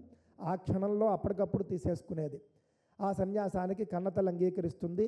ఆయన సన్యస్తోహం సన్యస్తోహం సన్యస్తం మయా అని చెప్పేసి ఒక 3 సార్లు పఠించి నదిలోనే సన్యాసం తీసేసుకుంటాడు. అప్పుడు ఆయన జన్మ మారిపోయింది కదా, మానవ జన్మ నుండి ఆయన సన్యాసి జన్మకు వచ్చేశాడు. కాబట్టి ఆ మొసలి విడిచిపెట్టి వెళ్ళిపోయిందండి. ఆ విధంగా శంకరులు సన్యాసిగా మారి శంకరాచార్య అనేటటువంటి పేరు అప్పటికి వచ్చింది. సరే పోన్లే, సన్యాసం తీసుకున్నాడు, సన్యాసం తీసుకున్నా ఇంట్లోనే ఉంటాడు అనుకుంది ఆవిడ. అయితే సన్యాసం తీసుకున్నటువంటి వ్యక్తి ఇంట్లో ఉండడు, ఇంట్లో ఉండకూడదనే విషయం ఆవిడకి తెలియదు. ఇంటికి వస్తూనే సన్యాసం తీసుకున్నటువంటి వ్యక్తి ఇలాగ ఇంట్లో జీవిస్తూ ఇంటి గృహస్థ సుఖాలన్నీ పొందకూడదు, కావున నేను ఇంట్లో ఉండను, దేశాటనకి వెళ్ళిపోతాను అని చెప్పేసి కొడుకు చెబుతాడు. అప్పుడు మళ్ళీ ఆవిడ బాధపడుతుంది. పాపం బాధపడి, అలా కాదు, ఈ స్థితిలో నన్ను వదిలిపెట్టి వెళ్ళిపోతావా, నన్ను చూసుకునేదెవరు, నన్ను రక్షించేదెవరు, పోషించేదెవరు అని చెప్పేసి పరిపరి విధాల ఆవిడ బాధపడుతూ వస్తుంది. అప్పుడు శంకరుడు అంటాడండి, నా తాతగారు నా తండ్రి నుండి నాకు ఏదైతే సంపద వచ్చిందో, చాలా సంపద, ఆ సంపద అంతా కూడా మన బంధువుల్లో ఎవరైతే తీసుకుంటారో వాళ్ళు నీ యోగక్షేమాలన్నీ కూడా చూసుకుంటారు. నీకు వచ్చినటువంటి ఇబ్బంది ఏమీ లేదు. నీకు అవసాన దశ వచ్చినప్పుడు కూడా వాళ్ళే కర్మక్రియలన్నీ కూడా చేస్తారు, కర్మకాండలన్నీ కూడా చేస్తారు. కావున వాళ్లకు నీ యొక్క యోగక్షేమాలు అప్పచెప్పి నేను వెళతాను అని చెప్పేసి ఈయన చెబుతాడండి. చెప్పిన తర్వాత ఆవిడ అయిష్టంగానే అంగీకరిస్తూ పాపం చేసేది లేక చిట్ట చివరికి ఒక్క షరతు మాత్రం పాపం ఆ కన్నతల్లి పెడుతుందండి. ఇప్పటిదాకా ఆవిడ కోరుకున్నది ఏదీ జరగలేదు పాపం, చూడండి దురదృష్టం. ఇప్పుడు మాత్రం ఇంకా ఆవిడ చిట్ట చివరి కోరిక ఒకటి కోరింది. ఏమిటా కోరిక అంటే కనుక, అన్నీ నువ్వు చెప్పినట్టే నేను విన్నాను కదయ్యా, చిట్ట చివరిగా నేను కోరుకుంటాను, నేను మరణించేటటువంటి సమయంలో నువ్వు వచ్చి నువ్వే స్వయంగా నాకు అంత్యక్రియలు చేయి అని చెప్పేసి తల్లి కోరుకుందండి.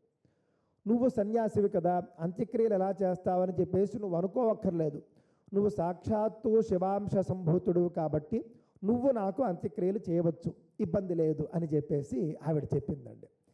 శంకరులు దానికి అంగీకరించారు. అంతవరకు తల్లి చెప్పిన మాటల్లో దాదాపుగా ఏది అంగీకరించలేదు, కానీ ఆ మాటకు ఆయన అంగీకరించారు. నీ అవసాన దశలో ఒక్కసారి నువ్వు నన్ను స్మరించు చాలు, నేను ఎక్కడ ఉన్నా కూడా నీ ముందు ప్రత్యక్షం అవుతాను, నేనే అంత్యక్రియలు చేస్తాను అని చెప్పేసి శంకరుడు కన్న తల్లికి మాట ఇవ్వడం జరిగిందండి. అది శంకరుల యొక్క గొప్పదనం. ఆ విధంగా శంకరులు కన్న తల్లిని విడిచిపెట్టి దేశాటనకు బయలుదేరుతూ వచ్చారండి. బయలుదేరుతూ ఆయన గురువును వెతుక్కుంటూ వెళ్ళాడు. ఎందుకు అనంటే ఆయన ఇందాక తీసుకున్నటువంటిది ఆతుర సన్యాసం మాత్రమే. ఆతుర సన్యాసం అంటే ఒక ఎమర్జెన్సీ సన్యాసం లాంటిది, అప్పటికప్పుడు తీసేసుకునేది. కానీ ఒక గురువును ఆశ్రయించి గురుముఖంగా శాస్త్రీయంగా బ్రహ్మ విద్యను అభ్యసించి సన్యాసం తీసుకుని ఇంకా చాలా సమాజ సేవ చేయాల్సినటువంటి అవసరం ఉన్నది. అందువల్ల ఆయన ఏం చేశారంటే గురువును వెతుక్కుంటూ ఆయన నర్మదా నదీ తీరంలో నడుచుకుంటూ వెళుతూ ఉన్నారండి. వెళుతూ ఉండగా అక్కడ ఒక అడవి ఒకటి వచ్చింది. ఆ అడవిలోని ఈ కృష్ణాజనం అంటారు, అంటే జింక చర్మం, అలాగే నార చీరలు, కమండలు, దర్భలు, అంటే మహర్షులు నివసించేటటువంటి ప్రదేశంలాగా ఆయనకి ఒక ప్రదేశం నర్మదా నదీ తీరంలో ఆయనకు కనిపించింది. అక్కడ ఉన్నటువంటి కొంతమంది గృహస్థుల్ని ఆయన అడిగారు, ఇక్కడ గోవింద భగవత్పాదాచార్యుల వారు ఎక్కడ ఉంటారు అని చెప్పేసి. అప్పుడు అక్కడ ఉన్నటువంటి స్థానికులు, అదిగో ఫలానా గుహలో ఉంటారు ఆయన, అక్కడికి వెళ్ళండి అని చెప్పారండి. వెంటనే శంకరాచార్యులు గోవింద భగవత్పాదాచార్యుల్ని వెతుక్కుంటూ, జగద్గురువులైనటువంటి ఆదిశంకరులు తనకు గురువుగా ఒక ఆయనను వెతుక్కుంటూ వెళ్ళినటువంటి ఒక గొప్ప సందర్భం అది. ఆ గుహ వైపునకు నడుచుకుంటూ వెళ్ళారు ఆయన. ఆ గుహ లోపలికి వెళ్ళగానే ఒక అద్భుతమైనటువంటి తేజస్సుతో భస్మాన్ని ధరించి, రుద్రాక్షలు ధరించి, దివ్య తేజస్సుతో వెలుగొందుతూ పద్మాసనంలో కూర్చుని కళ్ళు మూసుకుని సమాధి స్థితిలో ధ్యానం చేసుకుంటూ ఉన్నటువంటి ఒక దివ్య పురుషుడు శంకరులకు సాక్షాత్కరించాడు. ఆ దివ్య పురుషునికి శంకరులు సాష్టాంగ నమస్కారాలు చేశారు. ఆ దివ్య పురుషుడే గోవింద భగవత్పాదాచార్యులు, శంకర భగవత్పాదాచార్యుల వారి గురువుగారు ఆయన. ఆయనకు నమస్కరించారు. నమస్కరించిన తర్వాత కాసేపటికి మెల్లగా గోవింద భగవత్పాదులు కళ్ళు తెరిచారండి. కళ్ళు తెరిచి నువ్వెవరివి అన్నట్లుగా ఆయన చూశారు. చూసిన తర్వాత అప్పుడు శంకరాచార్యులు ఒక గొప్ప శ్లోకాలు ఉంటాయి అక్కడ, నేనెవరు అని ఆయన చెప్పేటటువంటి సమాధానంలో భాగంగా ఆ శ్లోకాలన్నీ కూడా చెబుతూ ఆయన చిదానంద రూప శివోహం శివోహం అని చెప్పేసి ఆయన చెబుతాడండి. ఆ తరువాత గోవింద భగవత్పాదులు దివ్య దృష్టితో చూస్తారు ఈయన ఎవడు అని చెప్పేసి. చూసినప్పుడు అప్పుడు ఆయన చరిత్ర అంతా కూడా గోవింద పాదుల వారికి అర్థమవుతుంది, అవగతమవుతుంది. చాలా సంతోషించి నిన్ను నేను శిష్యుడిగా స్వీకరిస్తూ ఉన్నాను అని చెప్పేసి స్వీకరించి ఇందాక మనం చెప్పుకున్నటువంటి చతుర్వేద మహావాక్యాలు, వేదాంతము, బ్రహ్మసూత్రాలు మొత్తం ఒక సన్యాసికి ఒక వ్యక్తిని బ్రహ్మజ్ఞానం వైపు నడిపించాలంటే ఏవేవైతే బోధించాలో అద్వైత సిద్ధాంతానికి సంబంధించినటువంటి సకల విద్యలను కూడా శంకర భగవత్పాదులకు గోవింద భగవత్పాదులు బోధించారండి. బోధించిన తరువాత ఒకానొక శుభ సందర్భంలో ఆయనకు శాస్త్రీయంగా సన్యాసం ఇచ్చారు. ఆ సన్యాసం ఇచ్చిన తరువాతే చిన్నప్పుడు ఆయన కేవలం శంకరుడు, ఆ తర్వాత మహిమలు చేసినప్పుడు శంకర మనీషి, ఆ తర్వాత విద్యాభ్యాసం పూర్తి చేసి పాఠాలు చెప్తూ ఉన్నటువంటి సందర్భంలో శంకరాచార్య. ఎప్పుడైతే గోవింద భగవత్పాదాచార్యుల వద్ద శిష్యరికం తీసుకుని ఆయన వద్ద సన్యాసం తీసుకుని ఆయనకు ప్రముఖ శిష్యుడుగా మారారో అప్పుడు ఆయన శంకర భగవత్పాదాచార్యులుగా మారారు. దృష్టిలో పెట్టుకోండి. ఆ విధంగా శంకరుడికి ఆయన సన్యాసం ఇచ్చారు. సన్యాసం ఇచ్చి గురు పరంపర గురించి కూడా తెలియజేశారండి. మన గురు పరంపర ఇది అని చెప్పేసి ఆయన చెబుతూ వచ్చాడు. మన యొక్క పరంపరకు ఆది గురువు సాక్షాత్తు శ్రీమన్నారాయణుడు అని చెప్పేసి ఆయన చెప్పడం జరిగిందండి. నారాయణుడు యొక్క కుమారుడు బ్రహ్మదేవుడు, బ్రహ్మదేవుడి యొక్క కుమారుడు వశిష్ఠ మహర్షి, వశిష్ఠ మహర్షి యొక్క కుమారుడు శక్తి మహర్షి, శక్తి మహర్షి కుమారుడు పరాశర మహర్షి, పరాశర మహర్షి కుమారుడు వ్యాస మహర్షి, వ్యాస మహర్షి కుమారుడు శుక మహర్షి, శుక మహర్షి కుమారుడు శుక మహర్షి శిష్యుడు గౌడపాదాచార్యులు, గౌడపాదాచార్యుల వారి శిష్యుణ్ణి నేను, నా శిష్యుడివి నీవు. ఇదే మన యొక్క గురు పరంపర అని చెప్పేసి గురు పరంపర గురించి కూడా ఆయనకు తెలియజేసి శంకర భగవత్పాదాచార్యుల వారు చేయవలసినటువంటి తదుపరి కార్యాచరణ ఏమిటి, కర్తవ్యం ఏమిటి, ఇదంతా కూడా ఏ విధంగా ఎలా బోధించాలో అన్నీ కూడా బోధిస్తూ వచ్చారండి. రోజులు గడుస్తూ ఉన్నాయి. ఈ సందర్భంలో శంకరులు చేసినటువంటి మరొక మహిమ నేను మీకు చెప్పే ప్రయత్నం చేస్తాను. నర్మదా నదీ తీరంలో ఎప్పుడూ కూడా శంకరుల యొక్క గురువు గారు గోవింద భగవత్పాదులు తపస్సులో ఉండేవారు, ఎప్పుడూ సమాధిలోనే ఉంటూ ఉండేవారు. అలాంటి సందర్భంలో నర్మదా నది వరదలు వచ్చాయండి. ఒకసారి నర్మదా నదికి వరదలు వచ్చాయి. వరదలు వచ్చినటువంటి సందర్భంలో ఆ అగ్రహారాల్లో ఉండేటటువంటి వాళ్ళంతా కూడా ఇక రేపు తెల్లారుతుందా తెల్లారదా అన్నట్లుగా బిక్కు బిక్కుమంటూ జీవిస్తూ వచ్చారు. అంటే ఉప్పెన, ఒక రకమైనటువంటి ఉప్పెన వచ్చేసింది. వాళ్ళను కాపాడే నాథుడు లేడు. అందరూ కూడా బిగ్గరగా పాపం బిడ్డల్ని కుటుంబ సభ్యుల్ని పట్టుకుని రోధిస్తూ ఈ రాత్రి గడిస్తే చాలు అని చెప్పేసి అనుకుంటూ ఉన్నారు. అందరి ఇళ్ళు మునిగిపోతూ ఉన్నాయి. ఎవ్వరికి ఉండడానికి ఆశ్రయం లేదు, ఆహారం లేదు, ఏమీ లేదు, అసలు ఆయుష్యే లేదు. రేపు తెల్లారుతుందో లేదో తెలియదు. అలాంటి సందర్భంలో కొంతమంది వచ్చి శంకరుణ్ణి ఏదైనా చేయమని వేడుకుంటారు. వేడుకున్నప్పుడు శంకరాచార్యుల వారు ఏం చేస్తారండి, ఆయన యొక్క కమండలు తీసుకుని నర్మదా నది వద్దకు వెళతారు. ఆ కమండలను అభిమంత్రించి నర్మదా నది దగ్గర ఇలా పెడతారు. పెట్టిన వెంటనే ఉప్పెన వరద అయినటువంటి ఆ యొక్క నర్మదా నది నీరైతే ఏదైతే ఉందో ఆ నీరంతా కూడా శంకరుల యొక్క కమండలు లోపలికి వచ్చేస్తుందండి. అగస్త్యుడు సముద్రాన్ని త్రాగినట్లుగా శంకరులు తన కమండలు ద్వారా నర్మదా నది ఉప్పెనను స్వీకరించి ఆ యొక్క ప్రజలందరినీ కూడా కాపాడి ఉద్ధరిస్తాడు ఆయన. ఎంత గొప్ప వ్యక్తి, ఎంత గొప్ప తపస్సు, ఎంత గొప్ప మహిమ. ఆ విధంగా ఉప్పెన నుండి వాళ్ళందరినీ కూడా కాపాడినటువంటి శంకరుల్ని సాక్షాత్తు దైవాంశ సంభూతుడిగా వాళ్ళందరూ కూడా స్తుతించడం ప్రారంభించారు, గౌరవించడం ప్రారంభించారు. సమాధి నుండి బయటకు వచ్చినటువంటి గురువుగారు శంకరులు చేసినటువంటి ఈ అంశం గురించి తెలుసుకుని, ఈ మహిమ గురించి తెలుసుకుని చాలా సంతోషపడ్డారు. సంతోషపడి దగ్గరికి పిలిచారు. దగ్గరికి పిలిచి నీకు ఒక విషయం చెబుతాను అన్నారు. ఏమిటది అని అంటే కనుక, ఒకానొక సందర్భంలో నైమిషారణ్యంలో సత్రయాగం జరుగుతూ ఉన్నది. సత్రయాగం జరుగుతూ ఉండగా వ్యాస మహర్షి అక్కడికి వచ్చాడు. వచ్చి ఆయన రచించినటువంటి అనేక గ్రంథాల గురించి, అక్కడ ఉన్నటువంటి మహర్షుల గురించి, అందరి గురించి కూడా చెప్పడం జరిగింది. ఆ సభలో నేను ఉన్నాను అని చెప్తూ ఉన్నారు గోవింద భగవత్పాదులు. ఆ సభలో నేను ఉన్నాను. వ్యాస మహర్షితో అప్పుడు నేను అన్నాను, అయ్యా మీరు వేద విభాగం చేశారు, పురాణాలు రచించారు, భారతం రచించారు, ఇంకా గొప్ప గొప్ప గ్రంథాలు చాలా లోకానికి అందించారు, బ్రహ్మసూత్రాలను కూడా మీరు అందించారు. కానీ ఈ బ్రహ్మసూత్రాలను అర్థం చేసుకునేటటువంటి స్థితిలో నేటి మానవులు లేరు. ఈ బ్రహ్మసూత్రాలకు వ్యాఖ్యానం రాయండి దయచేసి అని చెప్పేసి వ్యాస మహర్షినే స్వయంగా గోవింద భగవత్పాదులు అడిగారండి. అడిగితే అప్పుడు వ్యాసుడు చెప్పినటువంటి మాట ఏమిటట, ఈ బ్రహ్మసూత్రాలకు భాష్యం రాసేది నేను కాదు, భవిష్యత్తులో ఒక ఆయన వస్తాడు, ఆయన భాష్యం రాస్తాడు. ఆయన నీ శిష్యుడే, నీ వద్దకే వస్తాడు, ఆయనే ఈ యొక్క బ్రహ్మసూత్రాలకు భాష్యం రాస్తాడు అని చెప్పేసి నువ్వు ఎలా తెలుసుకుంటావు అని అంటే కనుక, నర్మదా నది ఉప్పొంగినటువంటి సందర్భంలో తన కమండలు చేత ఆ నర్మదా నదిని ఎవరైతే నియంత్రిస్తాడో అతనే బ్రహ్మసూత్రాలకు భాష్యం రాయడానికి సమర్థుడు, దృష్టిలో పెట్టుకో అని చెప్పేసి వ్యాస మహర్షి చెప్పాడు. నువ్వు ఈ పని చేసి చూపించావు కదా, కావున నువ్వే బ్రహ్మసూత్రాలకు భాష్యం రాయాలి. ఈ యొక్క అద్భుతాన్ని ప్రజలందరూ చూశారు, నేను చూశాను సమాధిలో ఉండి.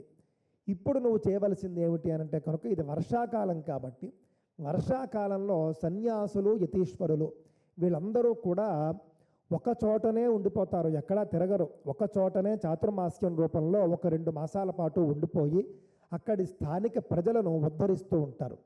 కావున నువ్వు నీ యొక్క మొట్టమొదటి చాతుర్మాస్య వ్రతం కాశీలో చేయాలి. నువ్వు కాశీలో నివసిస్తూ బ్రహ్మసూత్రాలకు భాష్యం రాస్తూ నువ్వు చాతుర్మాస్యాన్ని అక్కడ వెళ్ళదీయి, అక్కడ నీకు జరగవలసినవన్నీ కూడా జరుగుతాయి అని చెప్పేసి శంకరుల్ని ఆదేశించి శంకరులకు సెలవు ఇప్పించి ఆయన కాశీ నగరానికి పంపిస్తారండి. అక్కడితో శంకర భగవత్పాదాచార్యుల యొక్క గురుకుల వాసం పూర్తయిపోతుంది. ఆయన కాశీకి వెళతారు. అక్కడ చక్కగా ఆయన గంగా తీరంలో నివసిస్తూ చాలామంది శిష్యులు వస్తూ ఉండేవారు. వచ్చి ఆయన దగ్గర 4 మంచి మాటలు నేర్చుకోవడానికి ఉబలాట పడుతూ ఉండేవారు. వచ్చినటువంటి వాళ్ళందరినీ కూడా ఆయన చక్కగా నిరాశపరచకుండా వాళ్లకు 4 మంచి మాటలు చెప్పి పంపిస్తూ ఉండేవారు. ఆ సందర్భంలో సనందుడు అని ఒక శిష్యుడు వచ్చాడండి. శంకరాచార్యులకు శాశ్వత శిష్యుడు, మొట్టమొదటి శాశ్వత శిష్యుడు సనందుడే. ఆయనకే తరువాత రోజుల్లో పద్మపాదుడు అని చెప్పేసి పేరు వస్తుంది. ఆయన అసలు పేరు సనందుడు, దృష్టిలో పెట్టుకోండి. సనందుడు వచ్చి శంకరుల్ని ఆశ్రయించి బ్రహ్మ విద్యను, బ్రహ్మోపదేశాన్ని చేయమని చెప్పేసి కోరుకుంటాడు. ఆ సనందుడి యొక్క మాట తీరు చూసి చాలా సంతోషించి, నీ మాట తీరే నువ్వేమిటో చెబుతోంది, నిన్ను నేను ఇంకా వేరే పరీక్షించాల్సినటువంటి అవసరం లేదు అని చెప్పేసి శంకరులు ఆ సనందుడిని శిష్యుడిగా స్వీకరించి చక్కగా గొప్ప గొప్ప బ్రహ్మ విద్యను బోధిస్తూ ఉంటాడండి. ఆ తర్వాత రోజులు గడుస్తూ ఉంటాయి. సనందుడితో పాటుగా వామదేవాది శిష్యులు కూడా కొంతమంది శంకరుల వద్దకు వచ్చి శంకరుల యొక్క శిష్యగణం కాస్త బాగానే పెరుగుతుంది. ఏ విధంగా అయితే పళ్ళతోనూ పూలతోనూ చెట్లు శోభిస్తూ ఉంటాయో, ఏ విధంగా అయితే దూడలు, పెయ్యులు మొదలైనటువంటి సంతతితో గోవులు శోభిస్తూ ఉంటాయో, ఏ విధంగా ఆకాశంలో నక్షత్రాలతో చంద్రుడు ప్రకాశిస్తూ ఉంటాడో, కిరణాలతో సూర్యుడు ప్రకాశిస్తూ ఉంటాడో, శంకరులు తన శిష్యులతో కాశీనగరంలో గంగా తీరంలో ప్రకాశిస్తూ ఉంటాడండి. అద్భుతమైనటువంటి ఘట్టం ఇది. ఆ సందర్భంలోనండి ఒక అద్భుతం జరుగుతుంది. ఈ అద్భుతంతో నేటి యొక్క ఉపన్యాసాన్ని నేను ముగించే ప్రయత్నం చేస్తాను. ఇది అందరికీ కూడా కళ్ళు తెరిపించేటటువంటి ఒక ఘట్టం. మధ్యాహ్న కాలం అవుతుంది. గంగా స్నానం కోసం ఆయన శిష్యుల్ని తీసుకుని శంకరాచార్యులు వెళుతూ ఉంటారు. యతీశ్వరులు అండి సన్యాసులు 3 పూటలా స్నానం చేస్తారు. బ్రహ్మచారి 1 పూట స్నానం చేయాలి, గృహస్థు 2 పూటల స్నానం చేయాలి, సన్యాసి 3 పూటల స్నానం చేయాలి. ఆ విధంగా మధ్యాహ్న స్నానానికి శంకరులు బయలుదేరుతారండి. బయలుదేరి శిష్యులతో పాటు వెళుతూ ఉంటారు. వెళుతుంటే ఒక చండాలుడు ఒక ఆయన, చండాలుడు అని అంటే అది జాతివాచకం అనుకుంటారు చాలామంది, అది ఏదో ఒక జాతి ఉంది అని చెప్పేసి. అలా కాదు, ఒక 4 కుక్కల్ని వేసుకుని, అంటే తినకూడనటువంటి కుక్క మాంసంతో సహా కొన్ని మాంసాలు తినేటటువంటి వాళ్లకు చండాలులు అని పేరు. అదేమి జాతివాచకం కాదు, అది ఒక జాతి కానే కాదు. నేడు మనం చూసుకుంటే చైనా వాళ్ళన్నీ తింటారు, కావున చైనా వాళ్ళందరూ కూడా చండాలులు అని చెప్పాలి మనం. ఆ విధంగా చండాలుడు ఒక ఆయన కొన్ని కుక్కల్ని ముందు వేసుకుని వస్తూ ఉంటాడండి. శంకరులకి ఎదురుగా వస్తూ ఉంటాడు. వస్తూ ఉంటే శంకరాచార్యులే స్వయంగా అడ్డు తప్పుకో అని చెప్పేసి అంటారండి. అన్నప్పుడు ఆయన అంటాడు, నువ్వు అడ్డు తప్పుకోమంటున్నది ఎవరిని? నా దేహాన్న నా ఆత్మన? దేహం అంటావా? అందరిది పాంచభౌతిక దేహమే, నీ దేహానికి నా దేహానికి తేడా లేదు. ఏ దేహాన్ని నువ్వు అడ్డు తప్పుకోమంటూ ఉన్నావు? లేదు, ఆత్మను అడ్డు తప్పుకోమంటూ ఉన్నావా?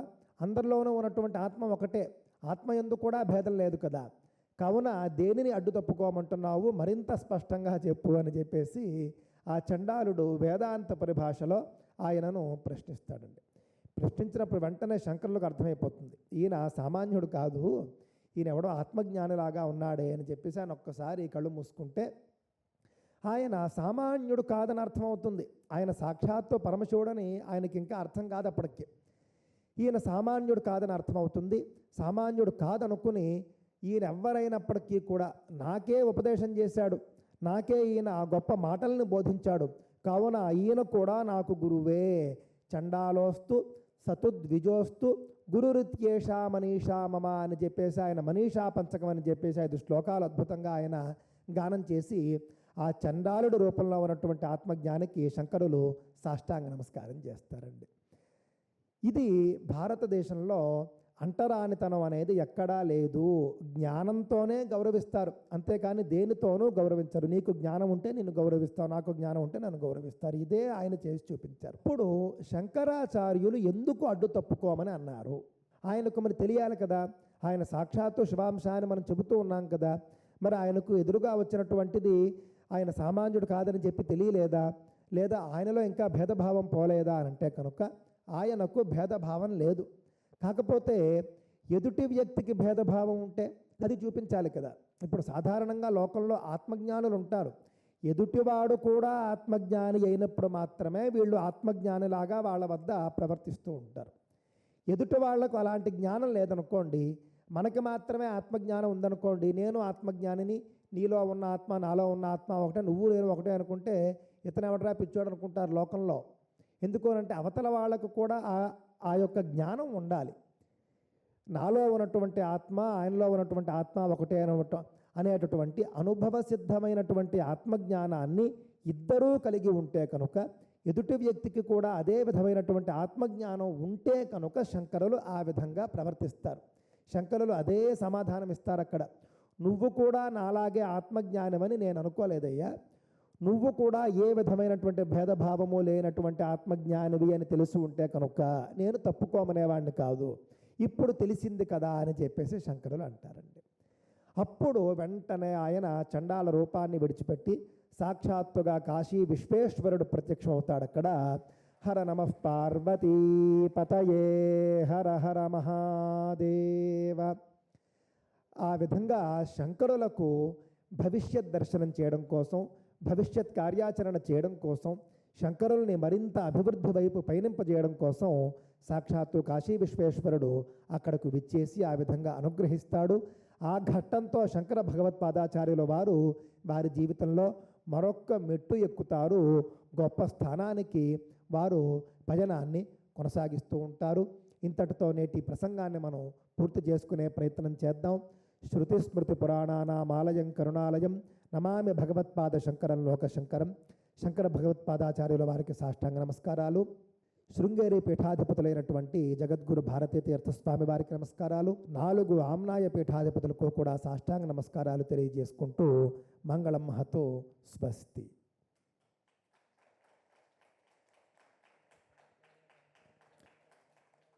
శ్రియకాంతాయ కళ్యాణనిధయే నిధయేర్థినాం శ్రీవేంకటనివాసాయ శ్రీనివాసాయ మంగళం. ఓం సహనా భవతు సహనౌ భునక్తు సహ వీర్యం కరవావహై తేజస్వినావధీతమస్తు మా విద్విషావహై. ఓం శాంతి శాంతి శాంతి.